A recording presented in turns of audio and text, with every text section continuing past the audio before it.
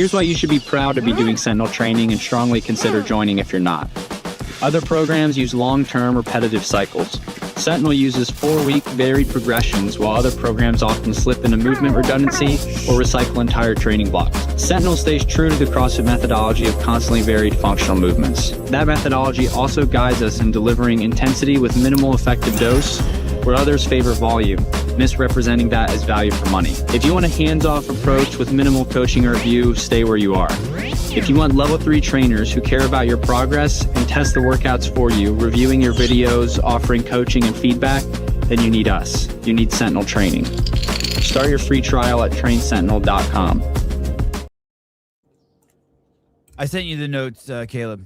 Perfect. David, you made it. I'm here. Did you have trouble logging in? Because lately we've been having some issues. No, Okay. I saw you guys pop up, and then it just came up now. Okay. Ladies and gentlemen, this is the second most famous Segway camera operator in the world. Let me show you the first most famous Segway camera operator in the world. Don't bring that up. Usain Bolt won the 200-meter title for the 4th time during the 2015 World Championship on Thursday in Beijing. And while he was... Do you know this guy? I do not, but it's my biggest fear, and I remind myself every time. So watch Celebrating. Watch where you're going. All right. He got quite a surprise.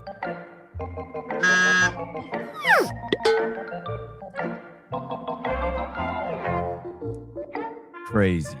Yeah.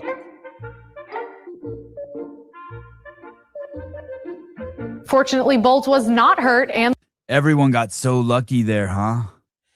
Yeah. For the most part, it gets sketchy at times. Yeah, And that's not even a sketchy situation. Someone dropped into my DMs and they said, "Hey, this guy David Newton does CrossFit and he's a Segway camera operator." And I'm like, "Holy cow!" Because to be honest with you, I've thought about Segways for like at the CrossFit games when like it was in Madison, like getting one of those little ones, but I was terrified. I was like, "Oh man, so many things could go wrong." Yeah, a lot of things can definitely go wrong. But yeah, that's what got me in the game. I started that, and I think when the smaller ones came out, here, I literally have one right here. I have like 5 of them.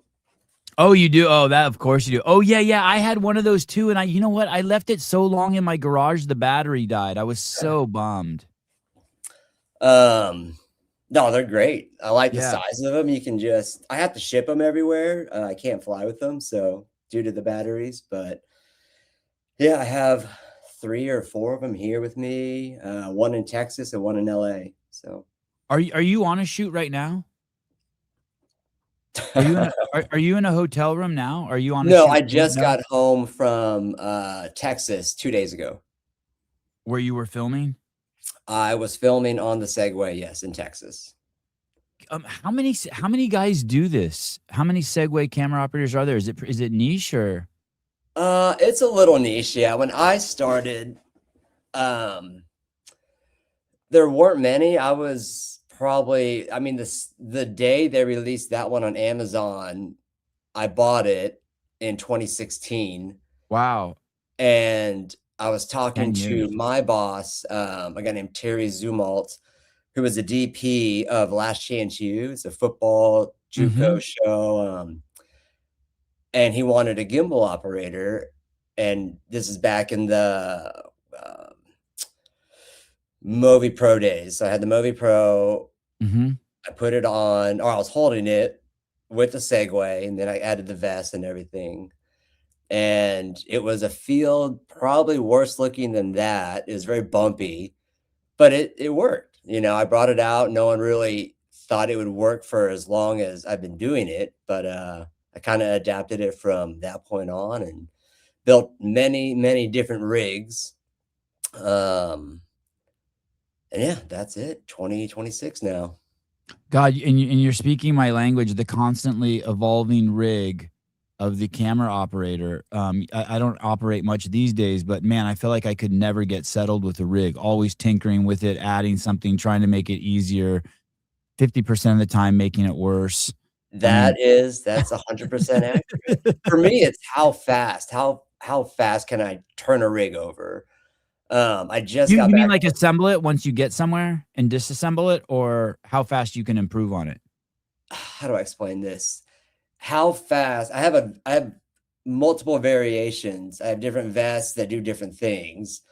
And then you have to kind of reconfigure your gimbal to work with that vest. So it's a Okay. breakdown and a reset up. And so as an operator, it's my decision to when the DP or director come over and say, this is our next shot coming up, David, how fast can you be ready? So I already pre-planned for that as best as I can with my AC. Mm-hmm. And we just did a job and they needed me up probably in 5 minutes. So it's dock, rebuild the whole thing to my new setup, and be standing by when they said, all right, David's up. And we did it in 3 minutes. So And as the camera operator, you want to be the last thing that's obstructing the shoot or slowing down the shoot. You're the most important you thing. never want to slow down the shoot. Yeah. Ever. No. Especially on like a movie set or something when there's a little more on the stakes. Yeah, everyone's waiting. Every minute costs money. So yeah, that's where I pride myself to be as fast and ready as possible and comfortable as possible, because you may be up for 3 hours. So Caleb, can you pull up the him on that rig again? And maybe for people who don't know at all, will you point out like the main things of what's going on? Like we're 2 years old, like, hey, this is the camera, this is the Segway. Just walk us through like the big picture, because a lot of people, me and you will get lost because we tinker with cameras all the time. But yeah, that's a great shot. Will you tell people what they're looking at? man, that is a very old setup of mine. And how much does it weigh and all that fun stuff that the layman might be interested in? Yeah, so that's me on a Segway. I'm just kind of rehearsing a shot with my AC on this movie set. And what's an AC?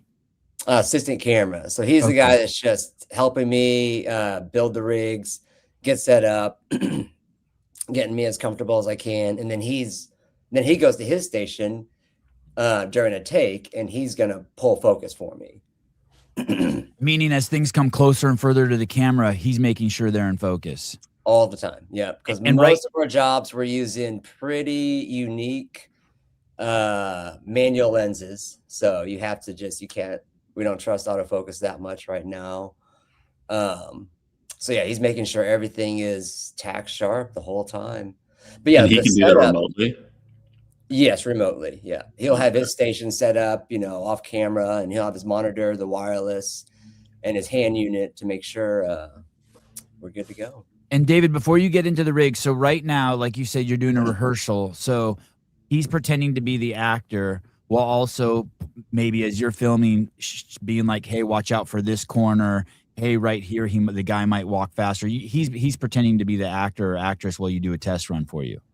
Yes, that's exactly how we would do it. This shot, I think we're just testing the rig out. That's a tight space. I think this is in one of our production offices. For the shot, I wanted to test. This was back in 2020, actually. I remember the inhabitant. We were testing another setup. So I'm on the Segway. I'm floating the camera through space. The rig is a ready rig. I have some poles on there. The Ronin 2, I think we're flying a... that might be a red, actually. Heavy camera, heavy battery. Yes, yeah. That was a fairly decent build. But I think we were testing the wheel capability. So the DP can be at another monitor and he can control the camera, the pan and the tilt remotely as well. So and that's the director of photography. The director of photography, you're just basically driving it and then he remotely adjusts your camera to what he wants to point at. Exactly. Yep. So that's one case scenario, which we do on a lot of movies. Whatever suit or configuration you're in, I'm just kind of the guy bringing it excuse me, around the space, and you can have someone controlling it. On the dock shows that I do, I wouldn't do it that way. I would control it myself.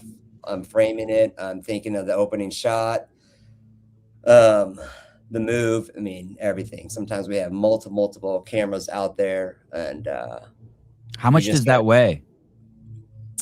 That one, I mean, my normal setup, especially now, I think we're mostly shooting on the Sony Burano, which is a great camera for doc work, cinematic doc work.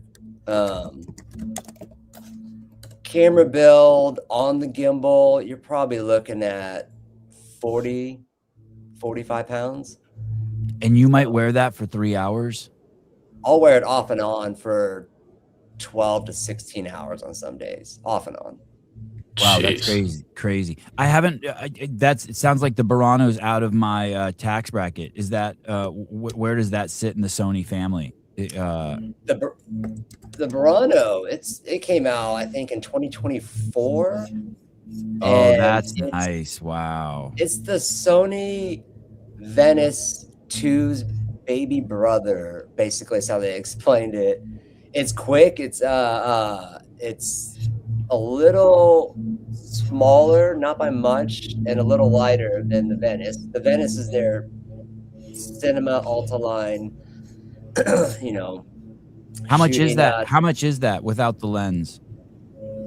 Oh, the Burano body. I bet I'd have to look it up again, but let me find out. Hey, why not use a smaller camera? I see the UFC out there when guys are walking out using like the A7R3 or the A7. No, yeah, we have smaller cameras. Like on our doc shows, we'll have smaller cameras hard mounted everywhere. And it's the director DP choice, but I think for their A, B, C, D cameras, they like quality of it. The sensor is a little bigger. Yeah, you can it can all match across the board. We don't like to mix it up too much, but kind of keep it in the family. So we use Sony quite a bit. Holy, that's why I don't see people running around with those. I mean, when you look up when the Venice 2 came out, you were looking at 70s, I think. And we just obviously, some people own these. We rent quite a few of them. Venice 2 might be cheaper now, but. And then for people who don't know, if you were to own a kit of lenses for this, which probably most people don't, that's another $100,000. If you were to exactly. Own the lenses are, that's sometimes we rent. I'm on one show where you can't even, if I get this right, you can't buy the lenses. They're the Hawk 1.8 anamorphics. You can only rent them. We rent everything, yeah. And then it's if they're available, you know, we get to play fancy toys some days. Hey, Sean, where's the gimbal? The gimbal's up front in that mess of poles and wires and stuff. The gimbal's hanging out there. Are you near an airport, David? My closest airport I fly out of is about an hour away. Oh, okay. Is that you, Caleb? I hear something. Yeah, it's me. Somebody's mowing the lawn. I'll mute myself. I thought it was an airport and he's in Oklahoma somewhere and someone's running a John Deere by his house. Great. How did you get into this line of work? I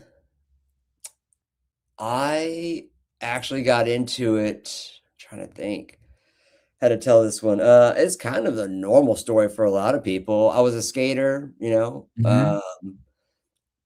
got into some, man, I had this idea just to start filming some friends, motocross, street racing, wakeboarding, just all the fun stuff you do in your early 20s and teens. What year is this about? And like what was your first camera?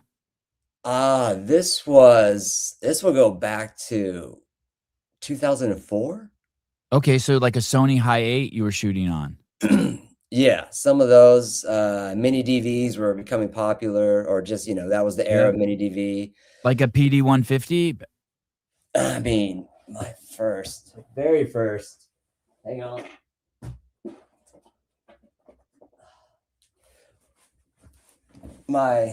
This was oh, wow, yeah, okay, yep. Still keep it on my shelf. Yep. I think I have that camera. I think that's one of the only cameras I kept so that I could play back old tapes. Yeah, yeah. I still have a van shoebox full of mini TVs. I don't know how good they are, but yeah, no, And I where was did you on air them, on public access? Would you make stuff and put it on public access? Where did you screen it? I would make DVDs. I Okay. would just, me and my friends could watch them on a DVD player, kind of a whole highlight of our summer. I did it for fun. I didn't Mhm. really have any ambition to turn this into a career, or didn't think I could. Never went to college, to be honest with you. Um, and then I just never stopped.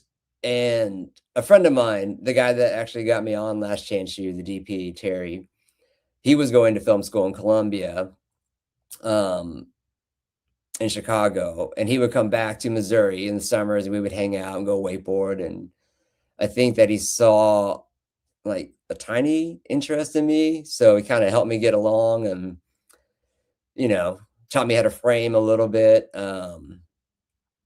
And then I just started saving up my money, buying somewhat bigger cameras. I couldn't think of all the names of them. And then I started taking it professionally, not professionally, but more seriously. And I would start YouTubing how to do this, how to do that. And just, What was your first paid gig, David? Did you I film a wedding or a bar mitzvah or It something? was a lot of weddings. Yep, Mhm. definitely a lot of weddings. Some music videos for like $200. Mhm. Uh, man, you just kind of do that for a handful of years, and then you grow. You figure it out and teach yourself, and then I did that. I think I did weddings for 4 years. Kind of just made it up, but this is when the 5D Mark II came out as well. Yep. So Yep. I saved up. I bought the 5D Mark II with a 24-105, so you could get shallow, and then Mhm. where I live, everyone was like, "Oh, that looks different, so let's give him a shot." And I made enough to get by and pay the rent, and 4 years grew that. Did you ever go to Craigslist to look for jobs? That's what I used to do. I used to put ads in Craigslist and also look for jobs. So I would do bar mitzvahs and then and just anything. I would just offer $300. I'll film anything you want for the No, day. yeah, I never did did tons of that. You Craigslist. did? Okay. I think I built a website, or a friend helped me build a website. I put a bunch of stuff out there, and I got noticed maybe like 5 jobs a year just from the website. Nice.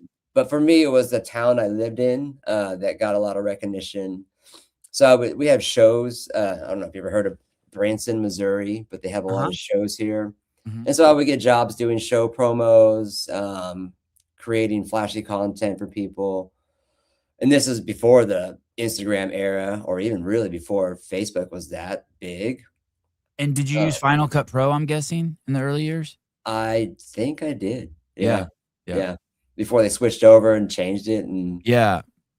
yeah, so I did that for 4 or 5 years, and I also worked at Starbucks, at the time in our town. So I was doing Starbucks and making videos for people, and eventually I quit Starbucks, I think in 2011, wanted to do video full time, barely held on to that, getting by.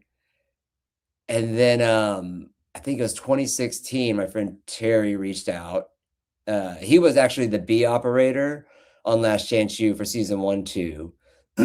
3, and going forward, he became the DP. Wow. The original DP decided to take another path, and Terry ended up becoming the DP. He knew I was into gimbals, obsessed with them, loved them, and was doing some work with it. And he wanted a full-time gimbal operator. And at that time, I was thinking, and I just needed something different. I was getting really bored of doing the same thing. I didn't know what I needed, but I needed something else. And then a week later, he called me, asked if I'd leave town for 3 months nonstop and come work with him, not knowing I would come back to, I didn't know what I'd come back to. I was just going to leave, and I did it. And so then I got to be on the show. I got to try out the Segway on the field, bring what I could bring to their table, meet the director, Greg Whiteley, creator of Last Chance U, our director of many, many shows now. And then I've been with that crew for 10 years. So, And what do you think were the qualities that has made it so you've been able to stay with this group? What do you think you bring to the table? I think, I mean, and again, when I brought the Segway into the picture, it was a newer thing back then. Now it's a little more, you see it a little more on Instagram. But I really think, I mean, guys will get a shot. Sometimes the shot's 30 seconds long, 2 minutes long. I have to be on that thing sometimes, and I'm not exaggerating. Just I have not got off of it for 2 hours. Like, I'm draining the whole battery. I'll bring my backup in. I'll just keep switching them out. I just go, go, go, go. And I think that's where, that's why I think we're talking right now, is because I also train CrossFit. I mean, I'm not the biggest looking guy in the world, but I've been doing CrossFit for over 10 years. Wow.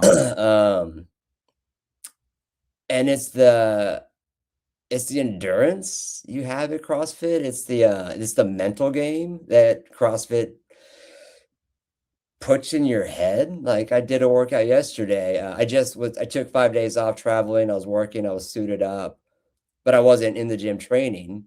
And so, you come back after 5-6 days, you're feeling a little bit. I didn't want to finish the workout. Nathan, who introduced us, he was like, "Hey, you just got back in town. You want to go hit this workout with me?" I was like, "Okay." So, it was a long one. It was like, What was the workout? gosh, I can look it up real quick. But David, you know what I'm hearing there, and you nailed it, was the fact that you were willing to work hard and long hours, and that I'm guessing you're the type of guy who never said no to anything. And you didn't 100%. complain, and you weren't like, "Hey, I need a break." You didn't run to HR.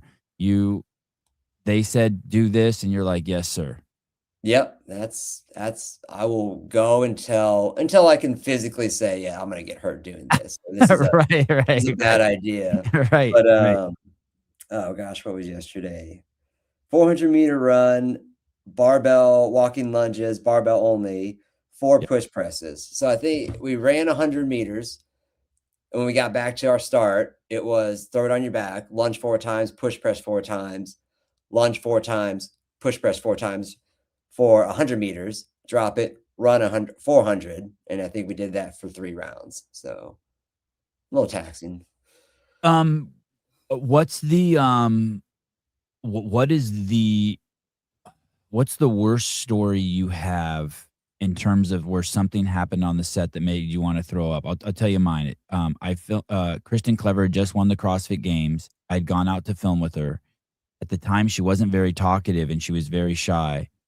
I spent the whole first day with her. I'm like, wow, I killed it today.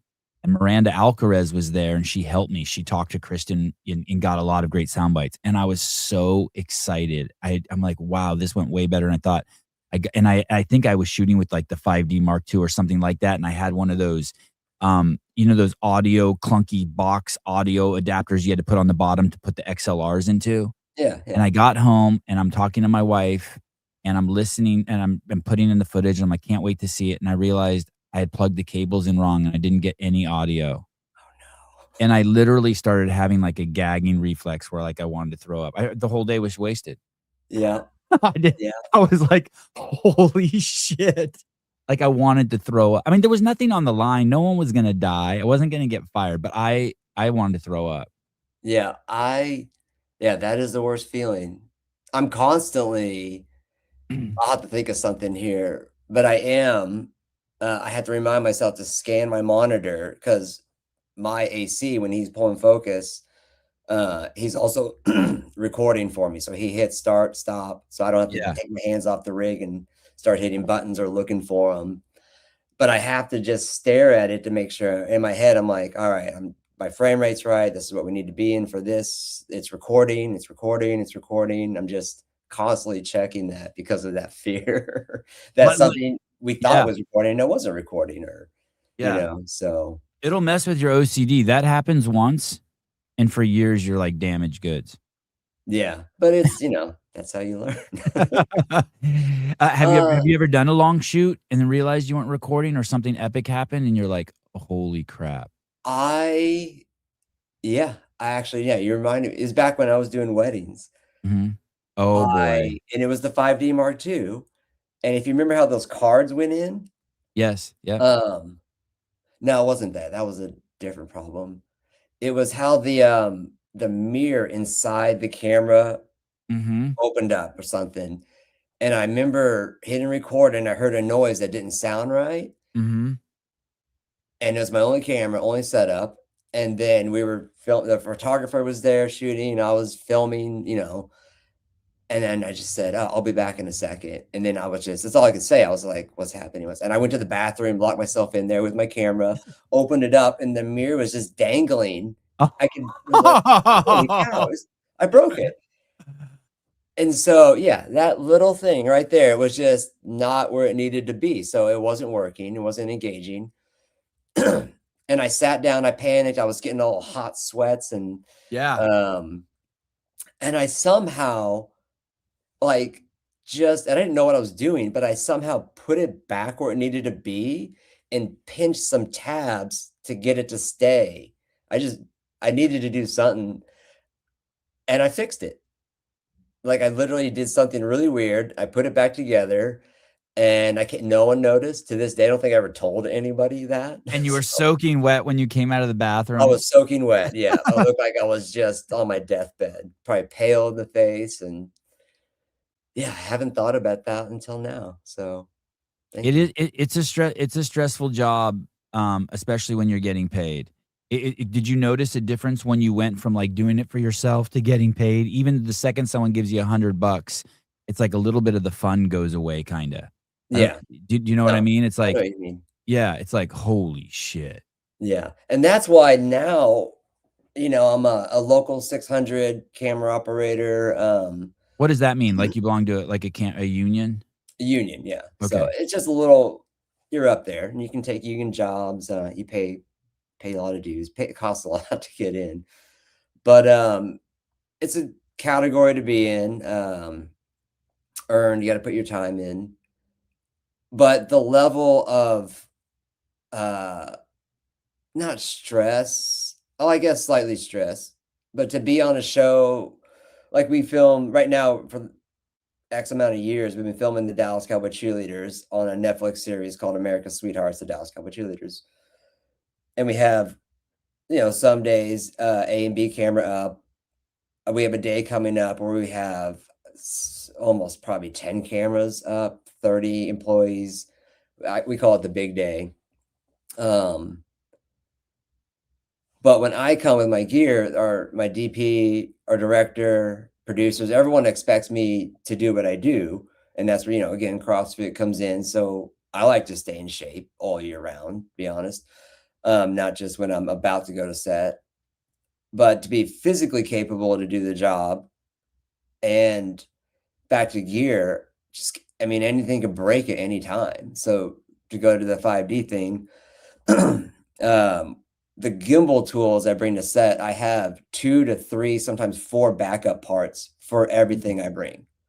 So we fly the Ronin 2. I'm flying again the Burano on there with whatever lens they choose and all the accessories. But I have 2. I have another one sitting by in case we go down or something happens, or um, the vest, I have bungees on the back holding it that could fall apart someday. So I have extra bungees, screws, bolts. I mean, I just got cases, Pelican cases of backup stuff ready to go. And so, yeah, the fear of something breaking, I think maybe it came from that wedding. I just have to have backup things for everything I own. I'm obsessed with it. I was in, Iceland filming with Annie, Thor's daughter, CrossFit Games champion, and she was at took us to her gymnastics studio, big gymnastics studio, and she was jumping on the trampoline, and she said, "Hey, do you wanna come on the trampoline and try it?" And I said, "Yeah." In the first jump, my back went out. Like, so bad, you know what I mean, like, crawl to the bathroom and have to Yeah, pee. yeah, You ever get concerned that doing CrossFit, you might tweak yourself? yeah. That's why Pick I up a scale everything. yeah, okay, yeah, okay. And so you do take a big concern of that, like, hey, I cannot afford to be setting deadlift PRs or squat clean PRs. I need to just stay in shape and not hurt That myself. is 100% the way I think about it is I I like being in CrossFit shape. I think it helps tremendously, especially when I'm balancing on a Segway, holding, whatever weight for hours. I think it helps out a lot for sure. But yeah, in the gym, I'm always thinking, especially box jumps, like the Yeah. shin, busting your shin open or splitting or slipping and knocking teeth, whatever. You've seen it all. Yeah. Rope climbs. I think I've seen 2 people fall off a rope, on a climb before in my 10 years of doing CrossFit. Just fatigue. They get up there, you're going and they fall. So yeah, that's my fear. So What's it? Someone asked me this the other day. I was talking about you coming on, and they said, "Hey, why not use a drone instead of a Segway?" And I said, "Well, the first thing that comes to mind is battery life. You can stay on a Segway forever. Drones, you'll be swapping them out every 30 minutes. You probably need like 3 drones going." so you can't take drone. I mean, drones are great for high exteriors. Obviously I can't get up there. I mean, you can fly a gimbal, but when I say Segway, it's sometimes my moves are very fast and sometimes they're very subtle, very slow. And I have the control, the physical capability, and comfort on the Segway to do a tracking shot as say we're on the field with the cheerleaders and I can follow them out or pull them out wide, but then also I can ease into a dolly shot, which feels like a dolly shot, and hold it right here. If you had a drone, your hair would be blowing all over the place. The Oh, right. noise, sound would not, audio would throw a fit because it's noisy. Right. So, Okay. How did you find CrossFit? uh, this is a funny story. It's funny-ish. There was a girl I was checking out. She was in a show, one of our shows in Branson. She was dancing in it, and I was trying to talk to her. And so my friends, who are a married couple, Shane and Laura, went with me, and we sat in the front row. And the lights on this girl, all the dancers, and my friend Laura points out, "Is that the girl you're trying to talk to right there, David?" And I said, "Yeah." And her abs, or the girl on stage, were just popping in her outfit. And, she was a very fit individual. And Laura looks at me and looks at her and looks at me and says, "You should probably start working out." So Oh, I crazy. was like, looking at Damn. me, that's Damn. stuck in my head. And then I was like, you're probably right. I should step it up a bit because I wasn't really that big of a gym guy. And so the next day, I messaged Nathan King, who had CrossFit Branson at the time. And I was like, "Hey, I'm going to pop down to your gym. I want to check it out." And he's like, "All right." This is And 2016? no, this would have been 2015. 2015, okay. Yeah, 2015. Yeah, so I jumped into his gym or just came down to visit. I've never really heard of CrossFit or understood it. Yeah, I popped in after a class and I was like, okay, yeah, I saw people climbing ropes and swinging on bars. I was like, coming from a skate background, this looks like fun.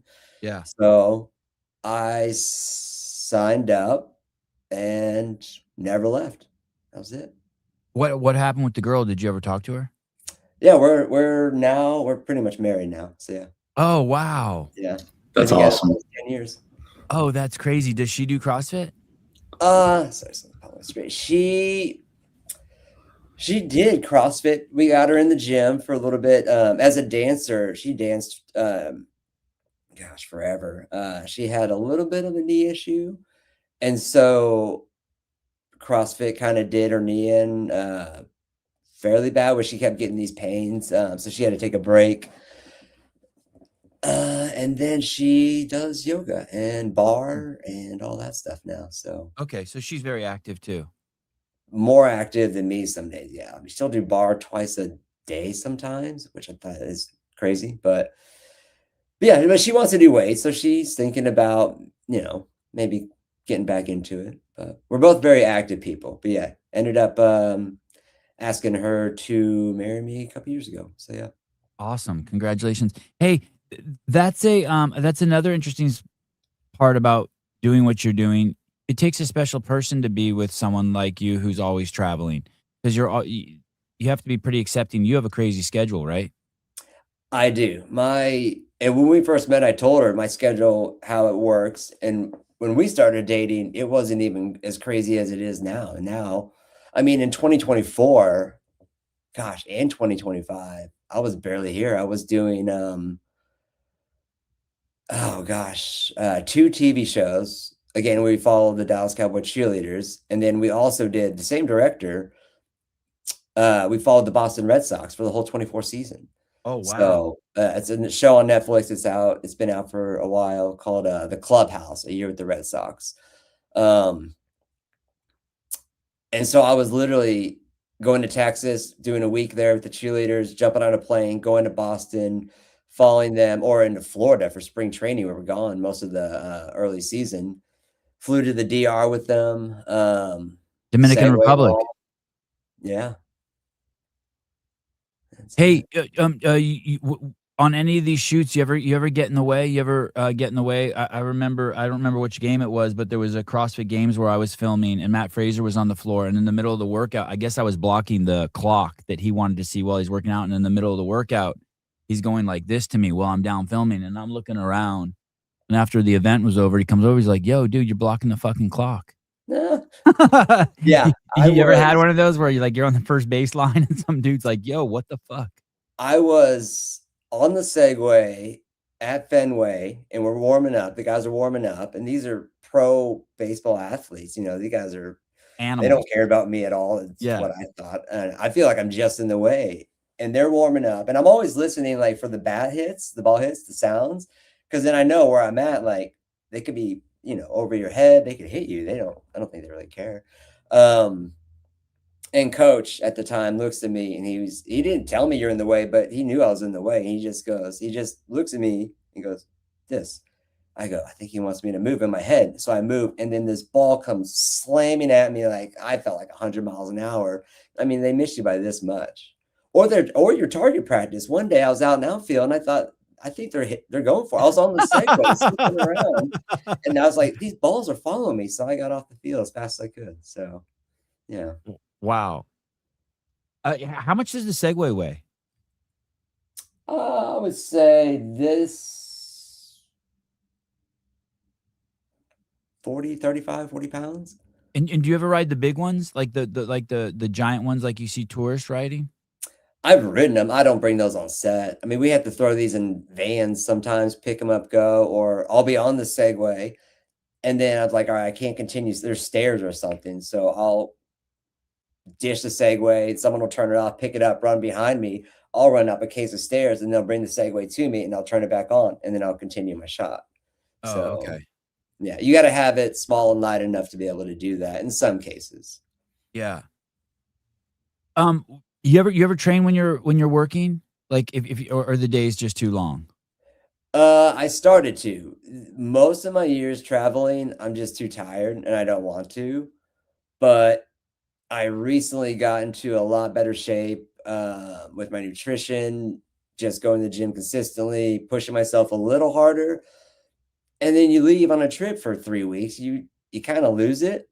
So I've been telling myself,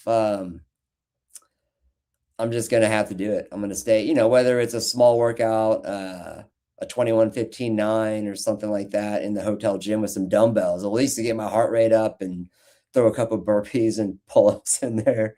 I think I'm gonna continue. I did it on one of our trips recently where I was pushing myself to get up in the morning before our call time, work out, shower, go to work for 12 hours, repeat. So, And how old are you? I just turned 45 yesterday. Oh, happy birthday. Thank you. This when you're out there and you do hotel room workouts? Yeah. Oh, but do you ever do them just in your hotel room? Like you'll just do like handstand push-ups and air squats or 100 burpees for time? Yeah, yeah. Mostly just push-ups, air squats, sit-ups. Sometimes if I just like I overslept, I don't have time for anything, I'll just pump out as much as I can. So yeah, usually like 100 push-ups, 100 air squats, 100 sit-ups. And, Yeah, and and when if you I can pick up on the wall and if I can move some stuff around, I'll do that too. and when you say you've worked on your nutrition, what is your what do you bring food with you as you dial in your nutrition, like I'm beef trying to jerky and be better at that because yeah, when you're on the road, production, they provide most of your meals for you, which they give you health. There's healthy choices. We're not eating greasy fried food every day. I mean, you could if you wanted to, but me just mentally trying to make better choices. 'Cause at home, I have my scale. I'm weighing everything. I'm oh measuring wow, everything. you are serious. Um, I got serious. I didn't used to be this serious, but I was uh in January coming off of 25, holidays and all that. I was drinking a little bit more than I wanted to, whatever, just not and then I stopped. I didn't say this earlier, but I did CrossFit for 10 years. And then in 24, 25, I was just traveling so much. I just told Nathan, I'm gonna stop coming here because I'm not home. I can't pay for this and be gone the whole time. I was gone almost the whole year, off and on. So I stopped doing that, gave my body a rest, was working, traveling, hardly home, eating whatever, drinking whatever. And I got so out of shape for a small point in my life. And then I looked at myself. I was like, this is horrible. Like I'm out of shape, out of shape. So January of this year, I basically wanted to do a body recall. So mentally got there and I said, I'm gonna stop drinking. I'm gonna just eat whole foods. I mean, I didn't know what I was looking at when I looked at all the stuff on the back of a label. I mean, I knew, but I just never followed it. So went down the nutrition path.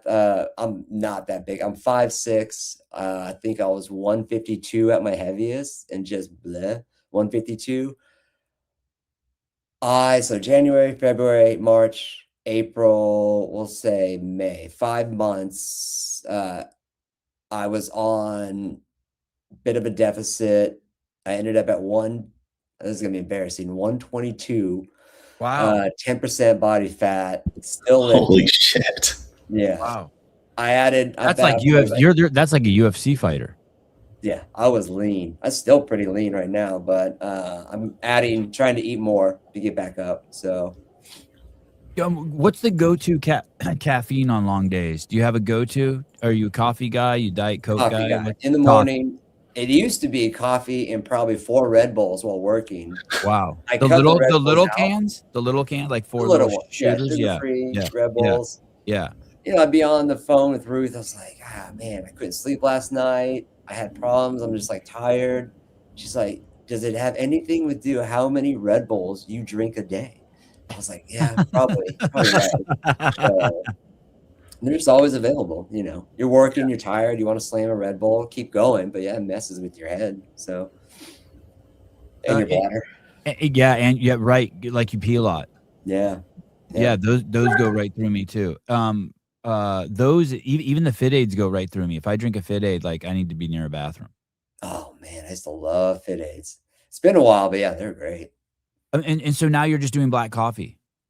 Black coffee in the morning. I got coffee right here, and then I kind of cut myself off of caffeine by like 11. Oh, Just because even on shoots. even on shoots, yeah, I get, and we're on shoots. We're in the car, we're driving. If we have like a 30-minute drive, I'll take a 10-minute nap, so, and then I'm good.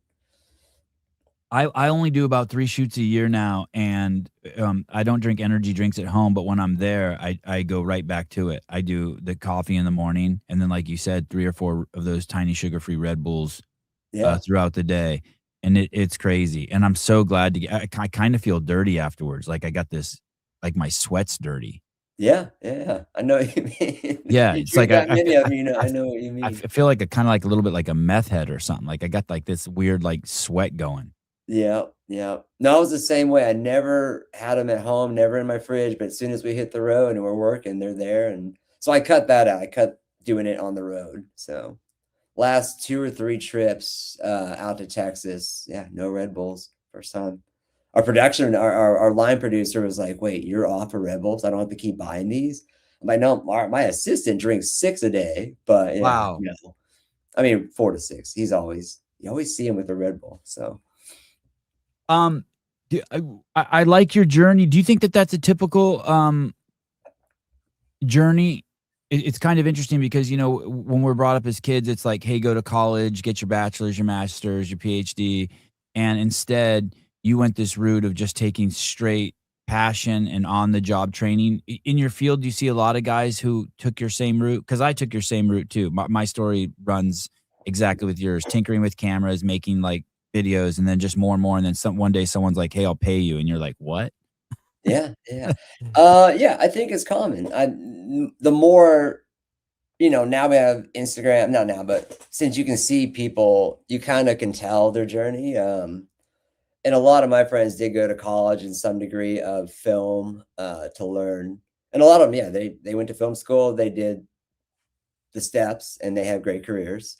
And it's the other half that doesn't and just figures it out. And I think the film industry as a camera operator, especially for people that grew up skateboarding or doing that, I see the trend of going into the movie industry or in the industry in general. There's a lot of ways you can go. So like CrossFit, I got in the documentary commercial world, docs commercials, very few movies. Yeah, I see a similar path for sure. I think it's a small group of people. And I think the industry is a lot smaller than I thought it was. Like if you just connect all the dots in the world of like, oh, I know someone that knows someone that, shot that show or that I'm watching on Apple TV or HBO or it's kind of it's cool. It's a fun world. And you hit on something there too. I remember being in high school and people saying, I can't wait to get out of high school. And then at some point in my 30s, realizing, oh, you never get out of high school. Everything is how you behave and who you know and how hard you work and your reputation. And for you, that's got to be crazy true because everyone knows everyone. So if some guy gets caught like sleeping in once or doing cocaine or flirting with the wrong girl, you're fucked. Yep. Yep. That's it. Everyone knows. So Yeah, everyone knows. no, I think in the industry, that's why I also I do CrossFit and I love what it does for you mentally. It keeps you strong. For me at least, it keeps me mentally strong and it's to be on set all the time and deliver what I say I can deliver. And then yeah, it's just what you just said. It's the other side of it too, don't stay out all night getting wasted and being hungover the next day and you can't feel like that and do 12 hours. I mean, I have done it, but I don't want to do it anymore. I want to stay fit, active, and do my job, have fun with my crew and my friends. And I do have fun with my crew and my friends.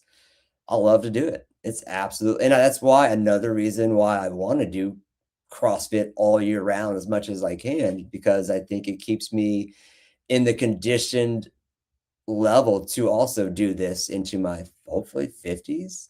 We'll see. I was going to ask you that. What you're doing is a young man's game because it's so physically demanding. Recently, we were on a shoot and I was watching a couple of the guys who are hardcore CrossFitters out there holding the camera for like 6, 7, 8, 9, 10, 11, 12 hours. And I'm like, and every once in a while I would run out there and hold the camera just for like a heat, for 10 minutes. And I'm like, holy shit, how did I used to do this? Yeah. And we just have these little tiny rigs. I'm like, how in the hell are they doing? It's like a 5-pound steady hold for 8 hours. And you can't believe how taxing it is on your body. How long do you think you can do it? Like years or hours in a day? No, years. Like you think you can go into your 50s? I don't know if I'll be riding the Segway when I'm 55 years old. I mean, I would like to say, yeah, that'd be great. Maybe we have something a little different than that by then. But no, just to even operate. Yeah, I would love to operate. I mean, there's older guys out there doing it, but it's your back, it's your lower back, it's you will get messed up. I mean, a lot of people tell you'll hear this a lot. If you want to be a camera operator, get in a gym. May not necessarily be CrossFit. I just personally choose CrossFit because I like what I get from it. But you're gonna have to work out. Like, this is a brutal, taxing on the body job, and it's demanding. You're in weird positions all the time, holding a shot. You have to frame it. It may be down on the ground, up, and they may not say cut for hours and hours and hours and hours. So yeah. What's it? Is it ever weird getting off the Segway after being on it for hours and then It's walking real on? weird. You like, Yeah. yeah. On some days I'm Like on you're it like, I so forgot how to long. walk. It's a little, it's like, holy cow, because the Segway vibrates a little bit, just a little bit, enough to where your feet. I'm on the Segway, and this happens on long days. I have to hold a shot, but I also get feeling back in my feet while I'm holding a shot on the Segway while I'm moving. So if you have two numb feet, it gets a little weird.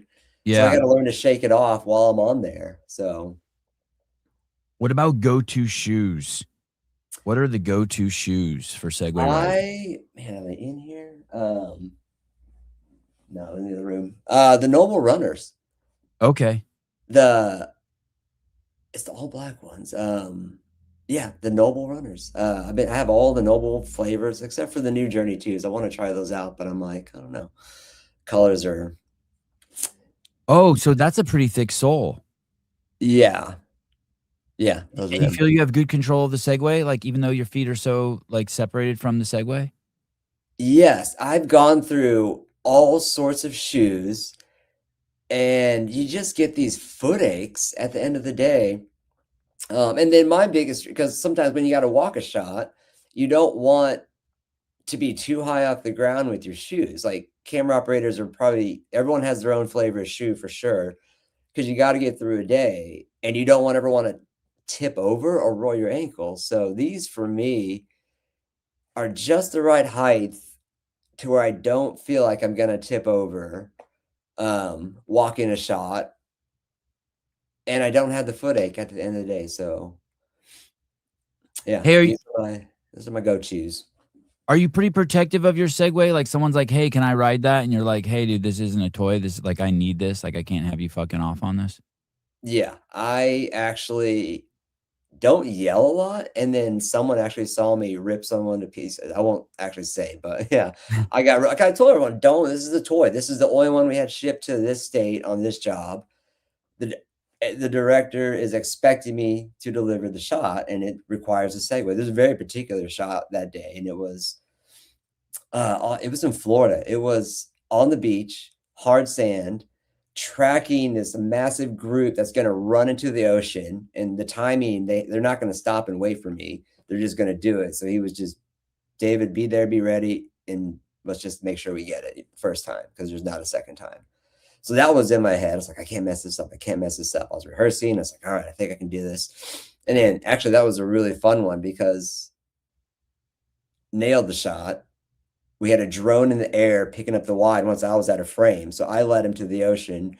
Drone catches the wide, and we had this other guy with a water cam, Keone, in the ocean. Perfect name for a water guy. Perfect name for a water guy, Keone. Dude, from Hawaii. Yeah. Literally, the guy's an amazing operator. So, but yeah, there was someone messing with my Segway that day. Won't say names, but I kindly, will say that, ask them never to do that again, because it's our only one. And so yeah, I'm very protective. There's a way you have to handle it on set. It is on set, I do think, especially in movie world, documentary world, where we put it in the weirdest scenarios. So there's always a fear of falling or tripping on something, or someone, I'm looking at my path and someone puts something there I didn't see. So I'm just always have that little bit of fear of looking bad on set or becoming more of a risk than I am. I mean, on game days for the cheerleaders, certain days where we got approved to go on the field. So I'm on, AT&T live game, flying around. There are multiple operators out there. There's broadcast, there's Steadicam, There's cables everywhere. Tables? Cables. There's cable runners, and so I got to look out for the operator with the runner, and if they stretch that, I'm just looking. You name it, they're out there. I don't know if Yeah, I guess I can say it. Everyone knows I'm out there. But it's like my heart is racing. I'm just scanning the field, but you also have to get an amazing shot at the same time. So you have to look at your monitor and then also. So I'm very protective of the Segway, very cautious when I'm wherever I go. So it's just this, but I've done it for so long. I really haven't had any accidents. So Oh, wow, that's awesome. I recently oh, yeah, I played this. yeah, I let's sta not play that again. I started the show with that. I recently have had the opportunity to go to an NFL game. I've gone to, like, 4 in the last couple of years, and I'd never been before, and one of the things that stood out is how many guys were there, with holding cables. Like, every Yeah, camera guy had someone with cables, and there'd be a machine, and there's someone with cables. There's just guys dedicated all over, and some of those cables are thick. yeah, yeah. Can you drive off you ever driven off a curb with the Segway? Oh yeah, yeah. Yeah, wow, on You can purpose? just I mean, there was a couple scenarios where, the curb is whatever, and I didn't have time to, like, get off, power down, pick it up and put it and keep on following, and I just said, I think once I said, "I'm gonna go for it," and I just Uh-huh. ramped the thing, and it worked, and so then in my head, I'm like, "Alright, I can push it a little bit," so I don't like Wow, to go that route if I don't have to, right. but yeah, I've done it all. I've hopped off of curbs, I've gone through unsafe traffic situations in cities. I rode it down the sidewalk in the Dominican Republic, with maybe one security person with me. Yeah. I was very scared my camera was gonna be taken from me in Dominican Republic while filming in the city. Yeah, yeah. Very, very scared someone was gonna take my You got all the guys on the scooters looking at you. I'm just going Yeah, down yeah, suited with the Segway because we yeah. couldn't carry it. So yeah, it's like I'll just ride it.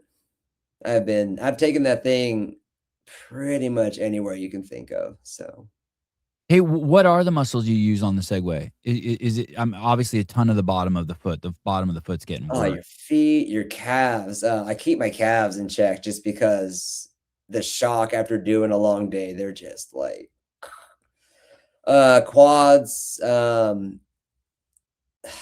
do I explain this one? One of my setups is, and this is where I think being physically in shape helps a lot, but I can put my ready rig vest on the way I have it configured most of the time. I have this 360 bar on there. So my monitor is always here. It's never leaving my face if you know how Yeah. that can happen. So it's here. I can pan in one shot, I can come forward. I can lean down. I can bring my lens about this high off the ground. I Wow. can track feet and I can go profile, but I have to physically ride the Segway and lean over and bend over. So I'm just like this, and then I'm dropping the camera here, tracking feet profile, and then I can stand it up all the way to eye line and then continue a move. And while you're leaning forward, the Segway wants to go faster, so you have to counterbalance that with your ass or I'm still something? controlling it while leaning Yeah. over and holding Wow. the weight. So Wow. Any other motorized vehicles you use? Does the one wheel have any value or the unicycle? I think they're all the same. The one wheel, and I've ridden one wheels, are probably not the best on it compared to what you see on Instagram, people hitting jumps and stuff. Yeah. Um, but I think for what I do, where you have to stop and hold a shot forever, Yeah. the Segway is just a little easier to do that on, versus the one wheel. I'm just not that comfortable on it, so I just kind of stuck with the same brand. And I think eventually one wheel would jack your body up because you'd be twisted a lot. Yeah, Whereas the Segway, you get to at least you get some time where you're just forward, exactly. Yeah, where you have some balance. yep. How many guys are there in your field? How many Segway operators are there, you think? Like legit Segway operators?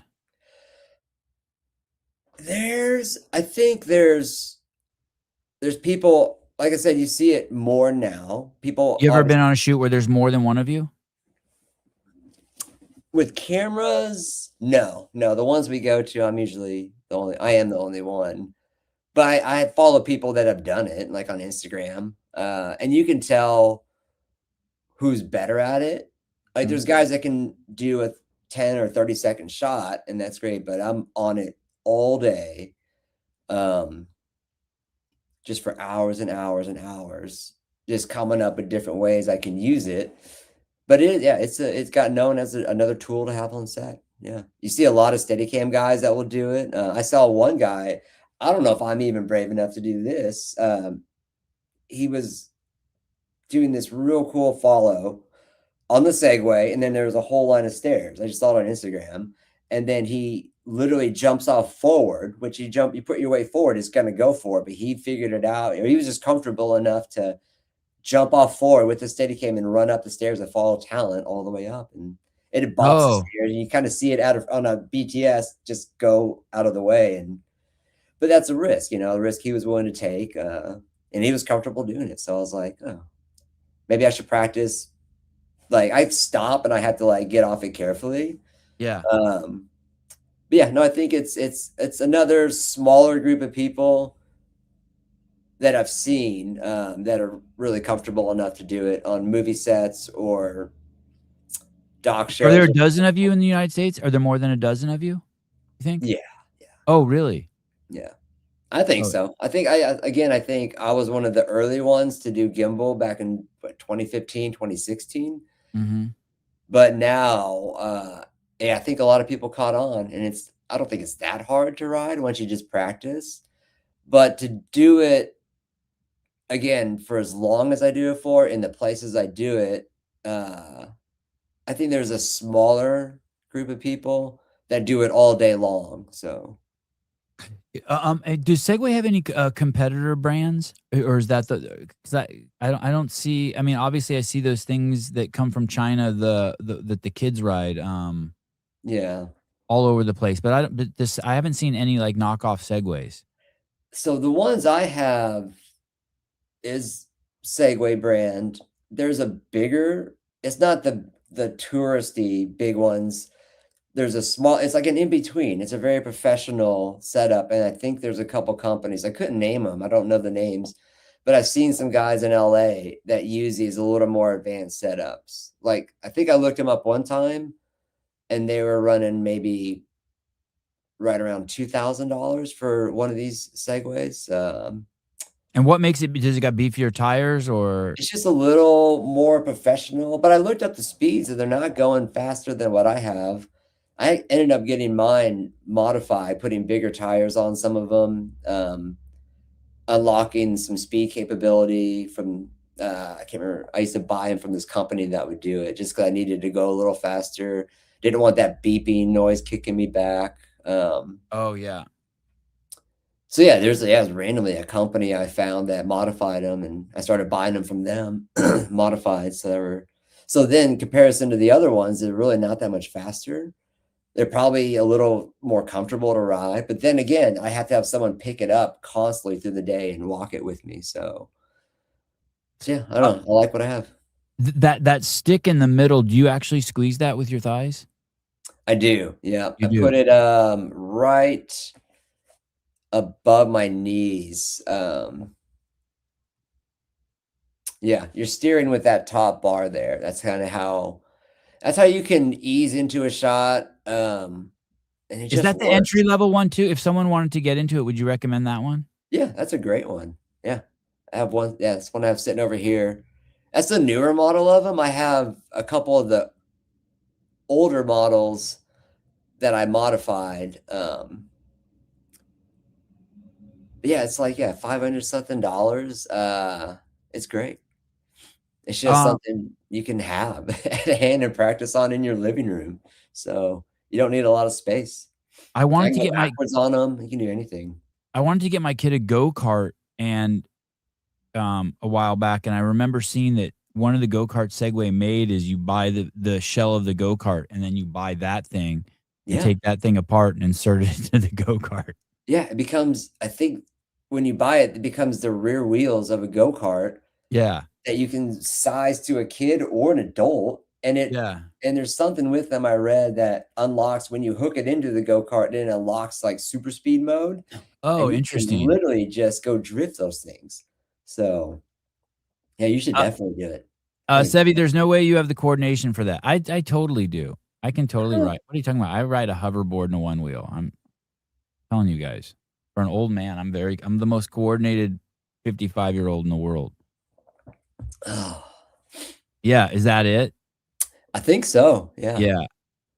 How fast? Oh, it says it goes 26 miles an hour. Hey, but you know what's crazy? I think that price is without the motor. Okay. I Yeah, think. but add another $500 to it, then you got it. God, my kids would love that. Where do you put that? You leave that out in the rain, it's toast. Is yours are they waterproof? The newer one has, I think it's water resistant to a point. You can go through some puddles, you'll be fine. The older ones, I think less. I'd be a little worried, but I've ridden them in the rain. If we're out shooting and it starts raining a little bit, it's gotten wet. It's been fine. And then eventually we'll just like, all right, let's not do this on Segway. So, And obviously you can't be too sore when you go out on that thing too. So you have to be smart. You can't like not work out for 3 weeks and then be out on a film trip and be like, okay, I'm going to do a CrossFit workout now. And then your quads are destroyed. that's why just all year long, if I can. So Stay in shape. stay in shape. Yeah. Yeah. My normal schedule is just Monday through Friday. I'm doing CrossFit. Saturday, Sunday resting, rinse and repeat. And what project did you say you were doing now? In the middle of? Are you in the middle of something? I'm in the middle of something. Yeah. I don't know if I can say because you're recording this. I'm in the middle of a TV show right now. Yeah. And where's home? You're in Texas. What city are you in? Missouri. Missouri. And where's your the show you're working on? Can you tell us that? What state it's in? In Texas. Okay. So you could just go back and forth. I fly. Yeah. Right now, I just got home the day before yesterday. I'm home for 2 weeks. So I'm going to just work out, build it back up. I took 5 days off just because we were way busy. And then I'll go for 2 weeks, home for 3 weeks, gone for 3 weeks. And that'll You ever be fly Spirit Airlines? never been on Spirit. No. All right. I did Southwest recently for the first time in a very long time. But Yeah. mostly American. Just keep your miles strong. I love the miles. Yeah. Yeah. You get upgraded a lot? No, I think No. Oh. yeah. You would think, but it's a weird process. I get the points. I fly a lot. When we did in 24, Dallas and Boston, I was constantly just racking up the airline miles. And then you use them. I like to because they do. I think they expire or something, or your status. Yeah, I think they will. If you don't fly, they surely will expire. Yeah. So I tried. I think I used them a year ago. We did it was some of our show. It was the baseball one and the cheerleader one. And then they brought back this thing that I never went to in LA. It was right next to the Netflix building. Or in the Netflix building, never mind. They have a theater in there for crew and post people to go watch a screening on the big screen with the cool sound. And so I flew out there and they did a double feature and got to hang out. So I used my points to get there. It was fun. Do any of your peers do CrossFit, or do you ever talk about CrossFit with people on the set? Oh, all the time. Yeah. I met one guy, Michael Trobish. He was an assistant camera at an AC. He lives in LA. And this guy's like massive. He's like a really, really big guy. He worked at, I can't remember the name of his gym. Maybe it was in Silver Lake. Yeah, he was the only one on board with me doing CrossFit. I'm like the smallest guy I've ever met, and he was the biggest guy I ever met. And yeah, he would be my AC sometimes. It was awesome. And on a day off, I went. There he is, Michael Trobish. Wow, good find. Good find.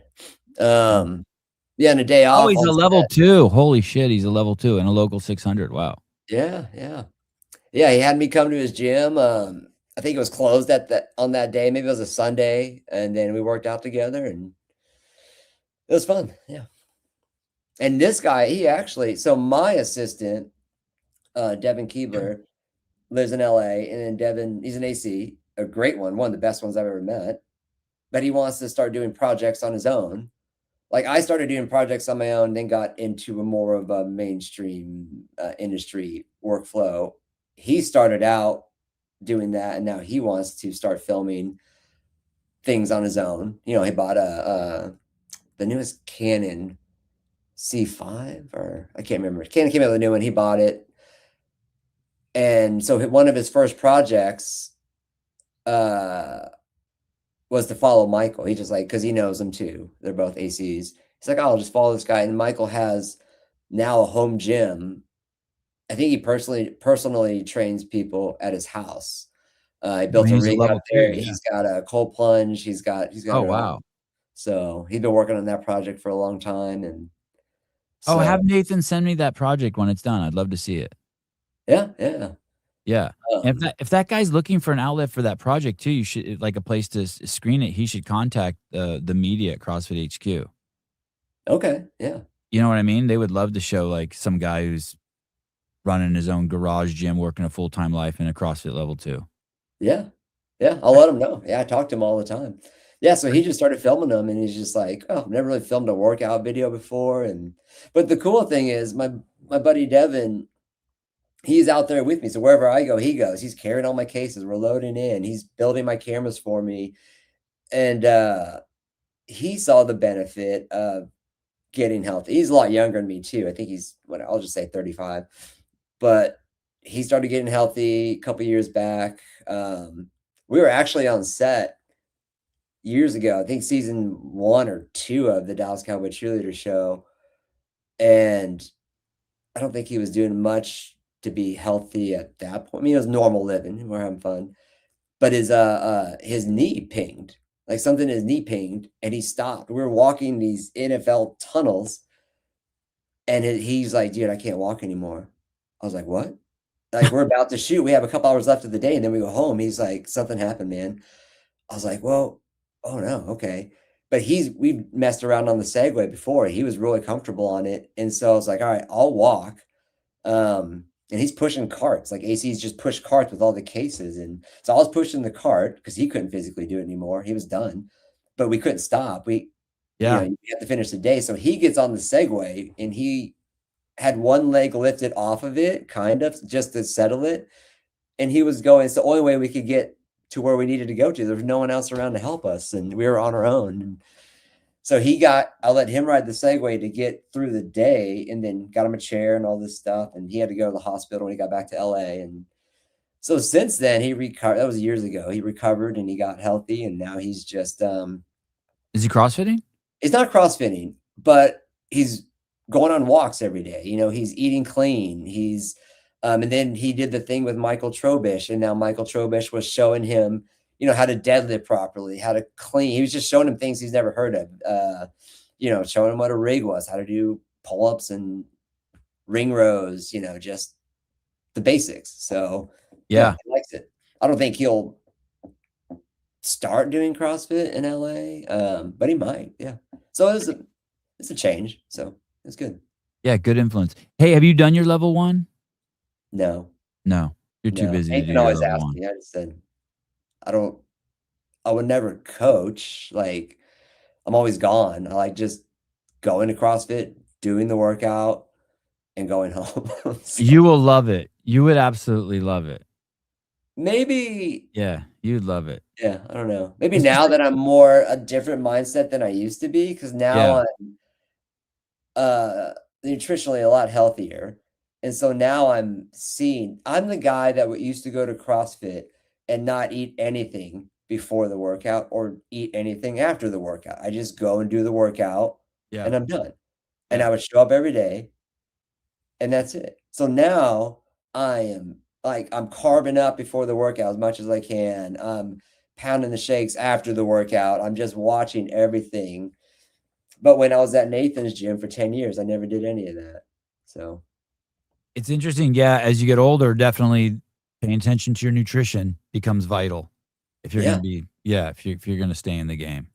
No, I'm 100%. And you can tell the difference. I can tell the difference. It's like, oh my gosh, I can tell when that breakfast is kicking in. So never really had that before. I just did it no matter how I felt. So David, I really appreciate you coming on. It's crazy. All the over the years, I've met professional violinists, professional drummers, obviously tons of professional athletes who do CrossFit, and yeah, I think very few people understand the demands of what you do, and it's awesome that you're in the CrossFit community and representing, dude. Yeah, Thank you. Thank you. yeah. No, this was great. I appreciate your interest in it. So Yeah, and we see all sorts of crazy fit camera operators in the CrossFit space, obviously, because they are in the space and they're here because they love CrossFit. Just like yeah, you started filming skating, they got their interest in filming through CrossFit. yeah, But also when we go to these big televised shoots, you see the camera operators who are not in shape yeah. and the guys do it with the big cameras just staying in one place, and it's quite interesting. But there have been some remarkable camera operators who've stolen the show because of their physical prowess, chasing down CrossFit athletes and stuff like What's that. who was the guy at the games with the Moby Pro Yeah, and Marston running? Sawyer, yeah, he's crazy fit. Yeah, I mean he's beating the athletes, the fittest in the world. Just Yeah, full sprint, and I love that shot. I mean Nathan, everyone, we were looking at that thing. It's like holy cow, that's and awesome. there's this team of media people over at CrossFit Mayhem at the Mayhem Empire in Cookeville, and they have a team of camera operators and camera guys there that are threatened to go to the games every year. They're so good that they can qualify for like the quarterfinals and semifinals. Yeah, where is Marsden? Is he in that shot? Yeah, that's a crazy Yeah, I saw him shot. running at the bottom there, Yeah, that's crazy. and he's still holding the camera. It's the best. Yeah, yeah, he stole the show. Yeah. Oh yeah, there he is. Look at him. Full See, that would speed. normally be me, but on the Segway, I wouldn't be. I mean, I ran it, but not that fast. God, he must have been hurting after that. Yeah, You saying amazing. he tried out for the games, or he's competing, or No, but there are guys there are a handful of camera operators who are so fit that they could, make it close gotcha. to the games. You know what I mean? Yeah, Like a tier or two down, but that's how fit they are. They're just yeah. obsessed. Yeah. A whole bunch of them. It's kind of wild. I wouldn't put myself anywhere in that category, but I think just to do CrossFit on the daily, I'm good. Yes, yes, yes. And at 45 to be doing what you're doing is crazy. Oh yeah, I mean, even look at guys in their 60s in our gym some days in our box. It's inspiring. Like there are some big dudes in there that are older, Yeah. much older. So that's an inspiration for me going forward. It's just stay in shape as long as I can. Awesome. Awesome. Thank you, David.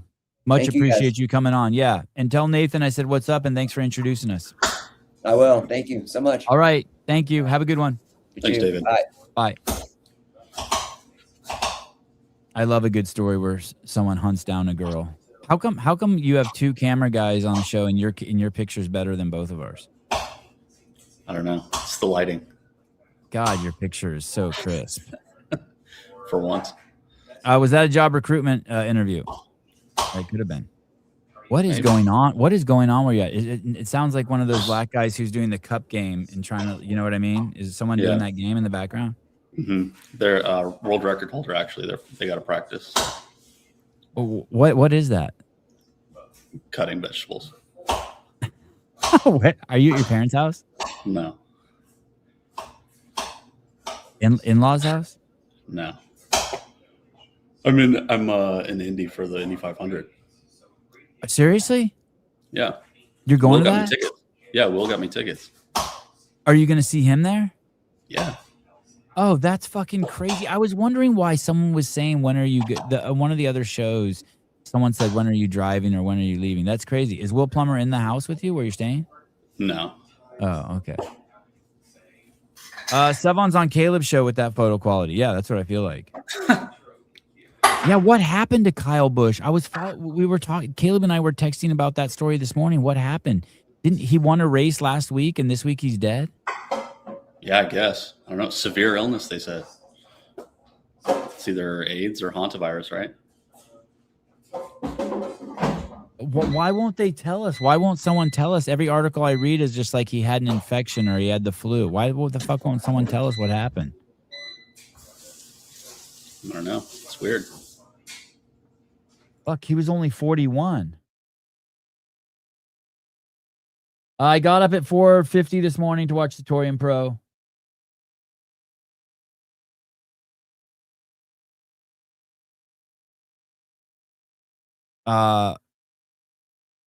It looks like, from what I could see, it's going to be a tight race. Bailey Martin beat Justin in the second workout. It looks like it's Ricky Gorard, Jay Crouch, Justin Medeiros, and then 10 points behind them is Bailey Martin. I think that's 2 spots. 10 points, 2 spots. I don't mind the cutting vegetables. You don't have to mute yourself. It's fine. You sure? Yeah, Okay. I like it. It's Right. good. Yeah, we're getting off soon anyway. It's nice, especially now that we know what it is. Isn't it's 11:20 where you're at? Yeah. And vegetable cutting's already going on at 11:20? Yeah, lunchtime. Wow. Oh, and what kind of vegetables are being cut? What kind of vegetables make so much noise when they're being cut? Carrots? Zucchini. Oh, okay. Wow. And is that going to be stir fried or what's the? Looks like it, yeah. Will you be eating that? No, I already ate. I mean, you're at the Indy 500. Shouldn't you be having a bag of Doritos and a C4? Yeah, I've got a 24-pack of Busch Light sitting right next to me. Do you really? No, dude. And on the women, I saw Ellie Turner's just putting on a show. Is that surprising? I feel like that's surprising. No, she's always been great. She's just been injured. People have never given her enough credit for how good she is. She's fucking. She was. Remember, she has some home runs. What I am surprised, I guess, is that she did so well in the running. I think she won the running event. And I also heard that Gracie Walton had to be carried off the field after event 1. It's only 2 miles, man. Yeah, I guess the hills were pretty bad, and people are saying she came out hot. So Ellie's in first with 188, Maddie Sturt 146. Maddie came out pretty hot in the second workout. Kyra took second in the second workout. I thought Maddie was going to beat Ellie in that workout, but she ended up not. What did Ellie end up getting? 5th. She has a 1st and a 5th. That's pretty impressive. And then Gracie has a 12th and a 34th and a 3rd. Yikes. And she's sitting in 14th. Daisy McDonald, the 16th and 19th. Emily DeRoy, a 32nd and an 8th. Haley Adams, the Australian Haley Adams, an 8th and a 36th. I think she's been on the show.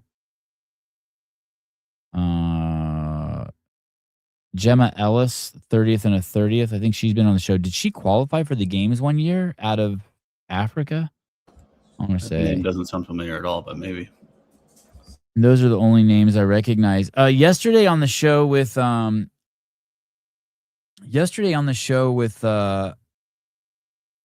Luke DeJong, I made a comment after we were talking about the men, and if anyone cares about the women, how are they doing? And someone in the comments took offense to that, like it was misogynistic or sexist, and said it was really hurtful towards women.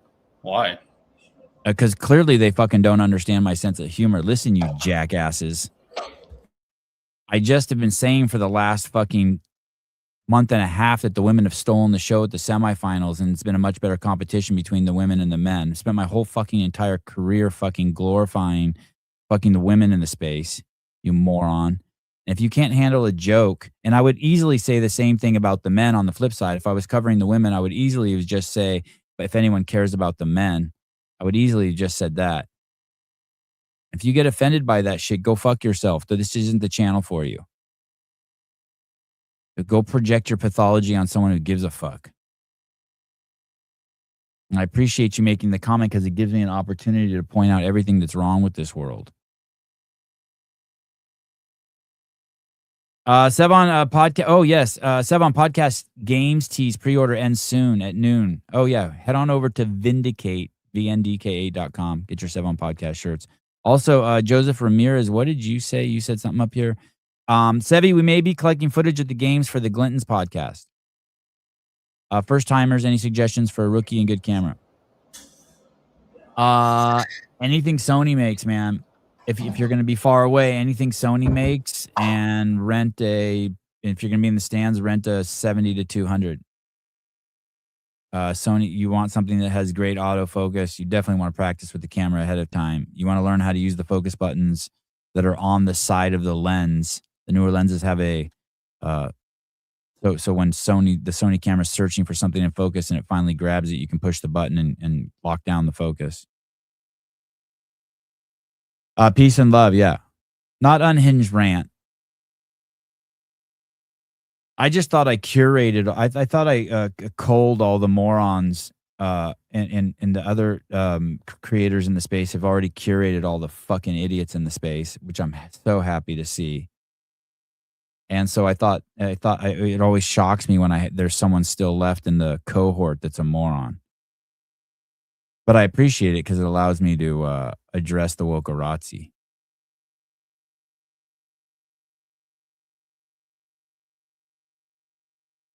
You're misogynistic and it's very hurtful and harmful for what you're saying. Also, I'm the only person in the space, thank you, who fucking says that men don't belong in women's sports. Everyone else is too much of a fucking coward to say it.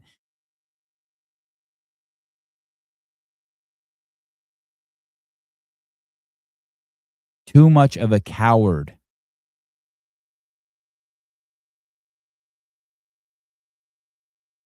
When you made a second channel, the cold became meaningless. Yeah, I think, and ironically, I'm the idiot because making the second channel was supposed to make it so people who had been cold would come back. There was a great show last night until they started talking about programming. With Taylor Self, J.R. Howell, Bryson Del Monte, Marzin, and so Marzin Sawyer's on that.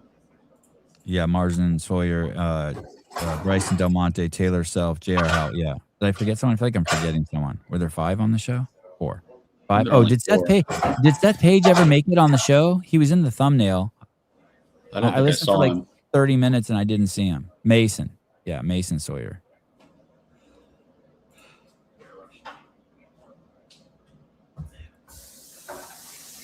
No, isn't that the purpose of Shut Up and Scribble? No. I don't think so. I think it was. They need to change the name of the show because they need to change the name of the show. Marzin Uncut, yeah. Uncircumcised Marzin.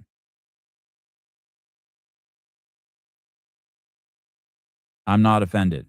Oh, darn it. Marissa Hinojosa. Marissa Hinojosa. He's not offended.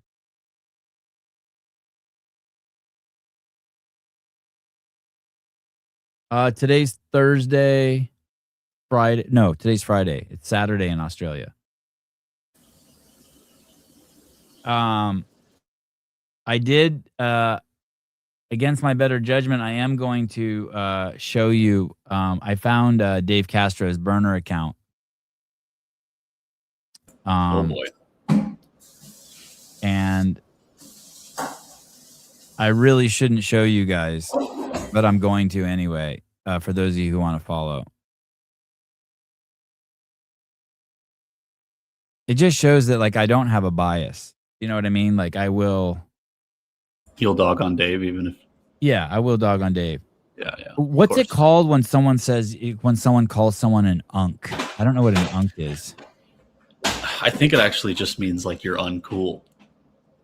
Oh. Let me Urban Dictionary this real quick. Okay. Unk.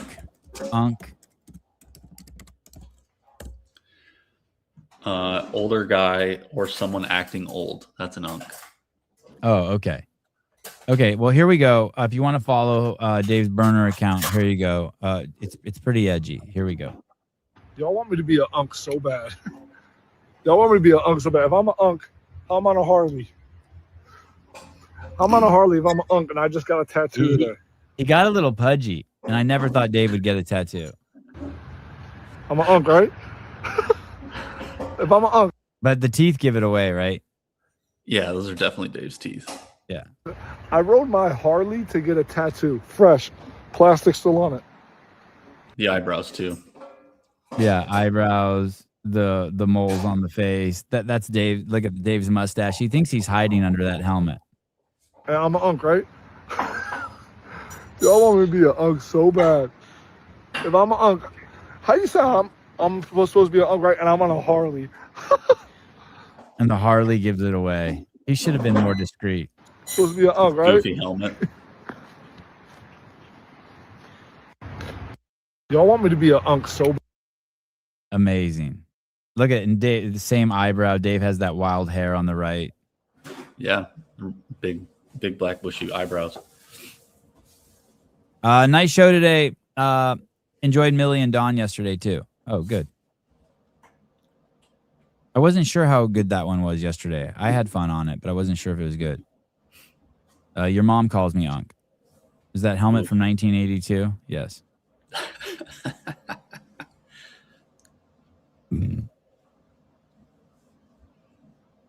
I want to schedule Maddie Sturt for next Wednesday at 4 p.m. That's the Australian time. It's good for them. I hope she qualifies. I really hope she qualifies. But even if she doesn't, it'll be good.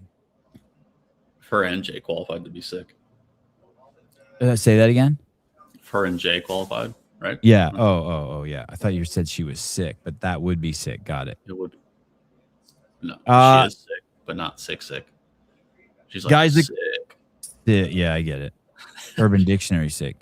She isn't qualifying. Oh, stop. Listen, wow, that's way David, I never think of you as being cheese dick. Sneaky Fit's such a cheese dick thing to say. That's cheese dick? Yeah, that's so cheese dick. Wow. Great. All right, David's not perfect.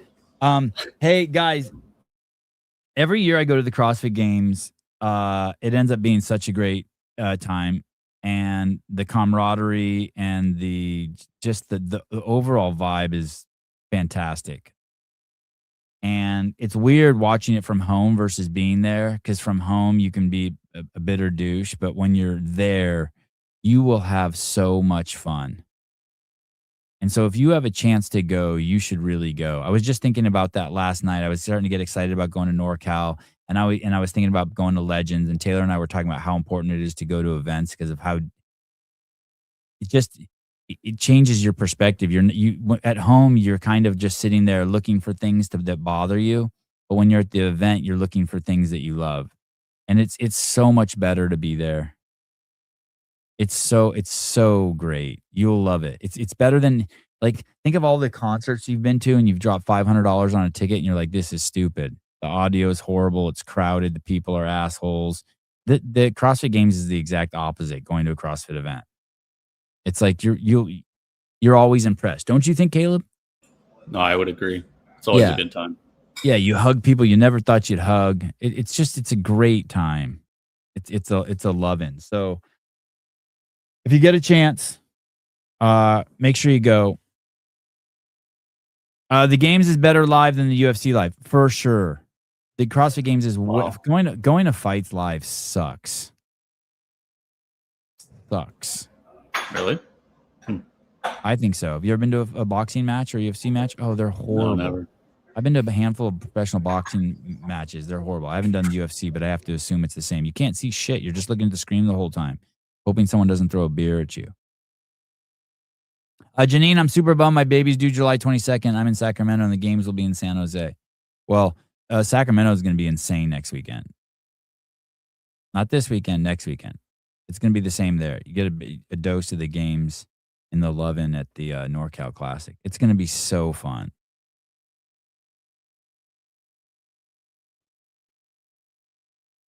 But you only go to work, not to enjoy. Would you go just to cheer and support? That's a good question.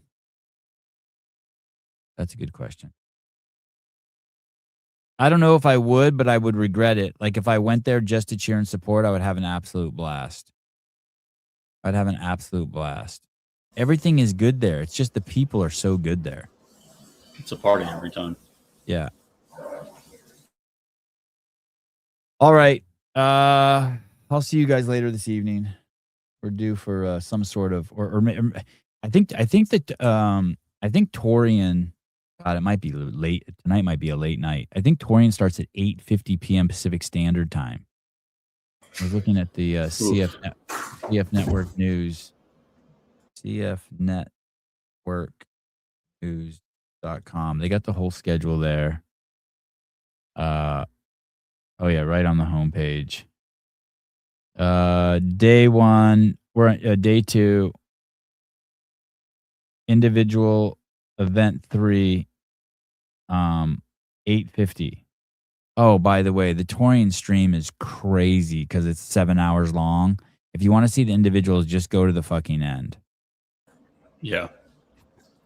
It was so insane long. It is crazy long. It took me 30 minutes to find the event. And the heat you want to watch is the one with the Riley Martin and Bailey Martin ones. Riley Martin absolutely destroys it. Yeah, that was so fun to watch. Oh, Pedro's there? Pedro's in Australia? No. No. I watched the last heat of the elite men at 4 a.m. this morning while pooping. Oh, that's fun. Your feet fall asleep too? Feet fall asleep while you're pooping? Yeah, you're probably sitting there for a while. Games in Cali sounds really expensive. I got lucky. My YouTube went from Dense Update straight to them doing the last heat of the last event live. Oh, yeah, that's a good day. Buy a lotto ticket. Sevon, you see the Torian guy with the face tat? Yeah, I did see that. That was sick. You did a little hawk at the end? That was crazy. That was cool. Yeah. I got a new iPhone case. But it still has the lanyard? Got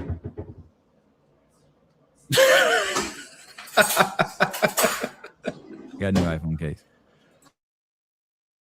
It's the textured one, micro.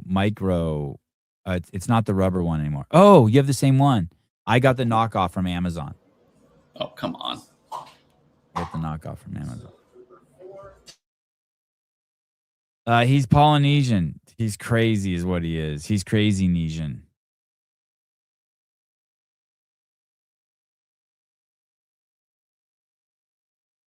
Sevon, you're so gay. I have a gun on my shirt.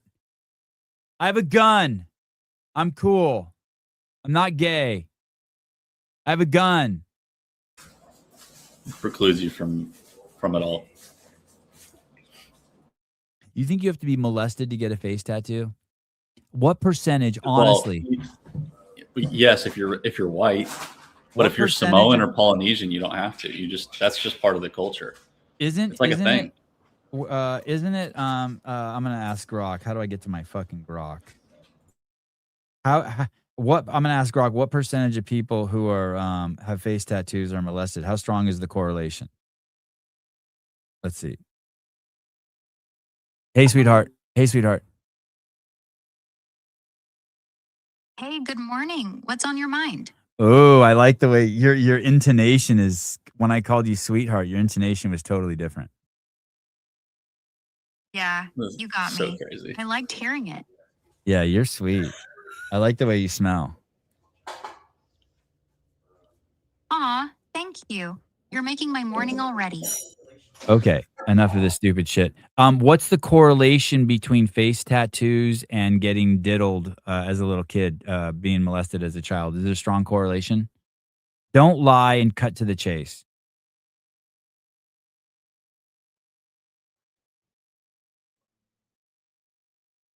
There's a clear correlation between childhood abuse, including sexual abuse, and getting tattoos in general. Studies show people with childhood trauma are noticeably more likely to have them, with the odds going up with more severe or multiple types of abuse. But specifically for face tattoos, no solid data ties them directly to being molested as a kid. Face tattoos are rare, often linked to prison culture, gang life, or extreme risk-taking, which themselves correlate with rough upbringings. It's not a strong, direct link like you're asking. Oh, you already said it is. Shut up. Don't ruin the bit. Hey, listen, let me ask you this. If you had $1 million and if you could win $1 million, right? And someone had a face tattoo and I said, was this person molested as a child? And you had to guess. Would you guess that they were, they weren't, and you get $1 million if you get it right? I'd guess yes, they were. Thank Face you. tattoos Thank are you. such Quiet. I'm done with you. All right. There you go. Brilliant. Thank you. They got molested because of face tattoo. Oof. Oh God. How many times have I banned you, herpes? For fuck's sake. This is gross. Hey, this is weird. Hey, listen. If it makes David Weed laugh, the rest of you can fuck off. Not you, Jody. Okay. All right. Now you know.